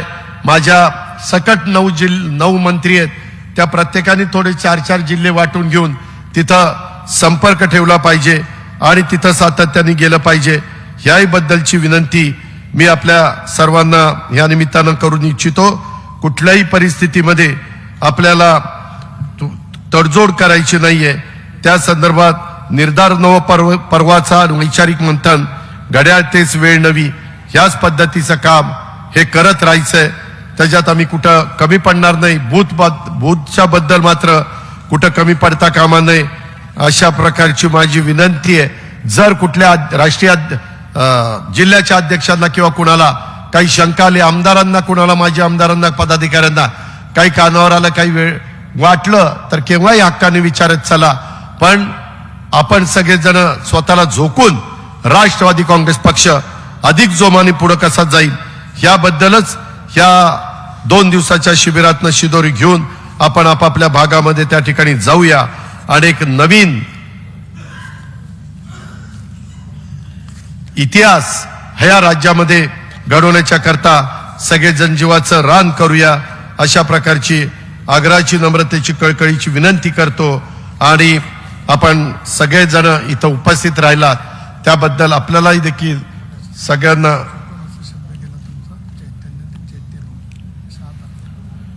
मगाशी माझ्याकडनं चैत्यभूमीच्या ऐवजी चैतन्यभूमी असं काहीतरी शब्द गेला, मी त्याबद्दल दिलगिरी व्यक्त करतो, माफी मागतो. चैत्यभूमी 6 डिसेंबरला आपण सगळेजण चैत्यभूमीला जाऊन दर्शन घेत असतो, अभिवादन करत असतो आणि तिथनं पुढे जात असतो. त्याबद्दल मी मगाशी सांगितलं, जो बोलतो तोच चुकतो, ज्यांनी तोंडच उघडलं नाही ते काय चुकणार आहे. त्याच्यामुळं जे लक्षात आणून दिलं लगेच खरंय मान्य, मी असं बोललोच नाही, मी ऐकलंच नाही. मनोहर जोशी कसे म्हणले, तो बाळासाहेब काय बोलले मी ऐकतच नव्हतो, मी दुसरीकडे बघत होतो. आता शक्य आहे का, पण ते तसं मी कधी सांगणार नाही. ते लक्षात आणून दिलं त्याबद्दल प्रांताध्यक्ष मनापासून आपले आभार. असंच माझ्या बोलण्याकडे लक्ष देत चला आणि एखादा शब्द चुकला की लगेच मला कळवत चला, म्हणजे आपण दुरुस्त करू आणि पुढे जाऊ. मित्रांनो, गमतीचा भाग जाऊ द्या. पुन्हा एकदा आपण सगळ्यांनी अतिशय उत्साहाने इथं आला आणि जी काही भूमिका स्पष्ट आहे. मला आता इथून पुढे सारखं मागे हे घडलं आणि ते झालं आणि हे असं म्हणलं आणि ते तसं म्हणला, आता सगळं तुम्हाला सांगितलं. नंतर पण 2 जुलैच्या नंतर काय काय घडलं ते पण सांगितलं, 5 जुलैच्या नंतर काय काय घडलं तेही सांगितलं आणि 12 ऑगस्टला काय काय घडलं तेही सांगितलं. हा काय राहिलंय का विक्रम काळे? तू शिक्षक आहे, तू सांग. शिक्षकांना आमच्यापेक्षा जास्त समजतं म्हणून तुला विचारतोय. मित्रांनो, पुन्हा एकदा मी ते सांगितलं ना मगाशी, नाही त्या एक होत आहे, त्या निवडणूक आयोगाच्या समोर जे काही हेरिंग चाललेलं आहे त्याच्यामधनं बाहेर वरिष्ठ नेते मंडळी येतात आणि तिथले मीडिया येतो, मीडियाच्या समोर त्यांचे वकील लोक वेगवेगळे सांगतात आणि मग तेवढंच ब्रेकिंग न्यूज चालते. त्याच्यावर कार्यकर्ता थोडासा अचंबित होतो, थोडासा काळजीत पडतो, थोडासा विचार करायला लागतो. तर तसं काही नाहीये. आपण आपली भूमिका अतिशय व्यवस्थित तिथं मांडतोय. आपण सगळी काळजी घेतलेली आहे. आपली राष्ट्रवादी हीच मूळ राष्ट्रवादी, आपण काही वेगळं केलेलं नाहीये. त्याच्यामध्ये इतके दिवस सगळ्यांच्या बरोबर आपण गेलो आणि आता आम्ही सगळेजण पुढे जाऊ पाहतोय. त्या निमित्तानं आशीर्वाद देण्याचं काम केलं पाहिजे. त्यावेळेस चुकलं तर कान धरा, चुकलं तर आणखीन काही सांगा, पण दुसऱ्यांनी कुणी काही करायचंच नाही. आता ते मुख्यमंत्री पदाचं ह्याचं तर काही काढतच नाही. कालचं नवीनच ज्ञानामध्ये प्रफुल्ल पटेल साहेबांनी 2004ची भर काढली, ती तर आम्हाला माहितीच नव्हती. आणि प्रफुल्लबाई नंतर खाली आल्यावर म्हणले अजून बरंच काही आहे पण टप्प्याटप्प्याने सांगेन. आता काय बोलायचं, आता बाद झालं, आपल्याला कळलं काय खरं काय खोटं. फक्त आम्हाला कुणाला त्याच्यातनं बदनाम करायचं नाही. जे काही दिवस घालवलेले ते चांगल्या पद्धतीने घालवले. इथून पुढं नवी उभारी, नवी दिशा, नवी वेळ घेऊन आपण सगळेजण कामाला लागूया. तुम्ही सगळ्यांनी साथ द्या. मी तुम्हाला कुठेही काही कमी पडून देणार नाही हा शब्द देतो आणि थांबतो. जय हिंद, जय महाराष्ट्र. देश विदेशातील प्रत्येक घडामोडींचे लाईव्ह अपडेट मिळवण्यासाठी आता साम टीव्हीच्या सर्व सोशल मीडिया प्लॅटफॉर्मला लाईक, फॉलो आणि सबस्क्राईब करा. तसंच सर्व नोटिफिकेशनसाठी बेल आयकॉन प्रेस करायला विसरू नका.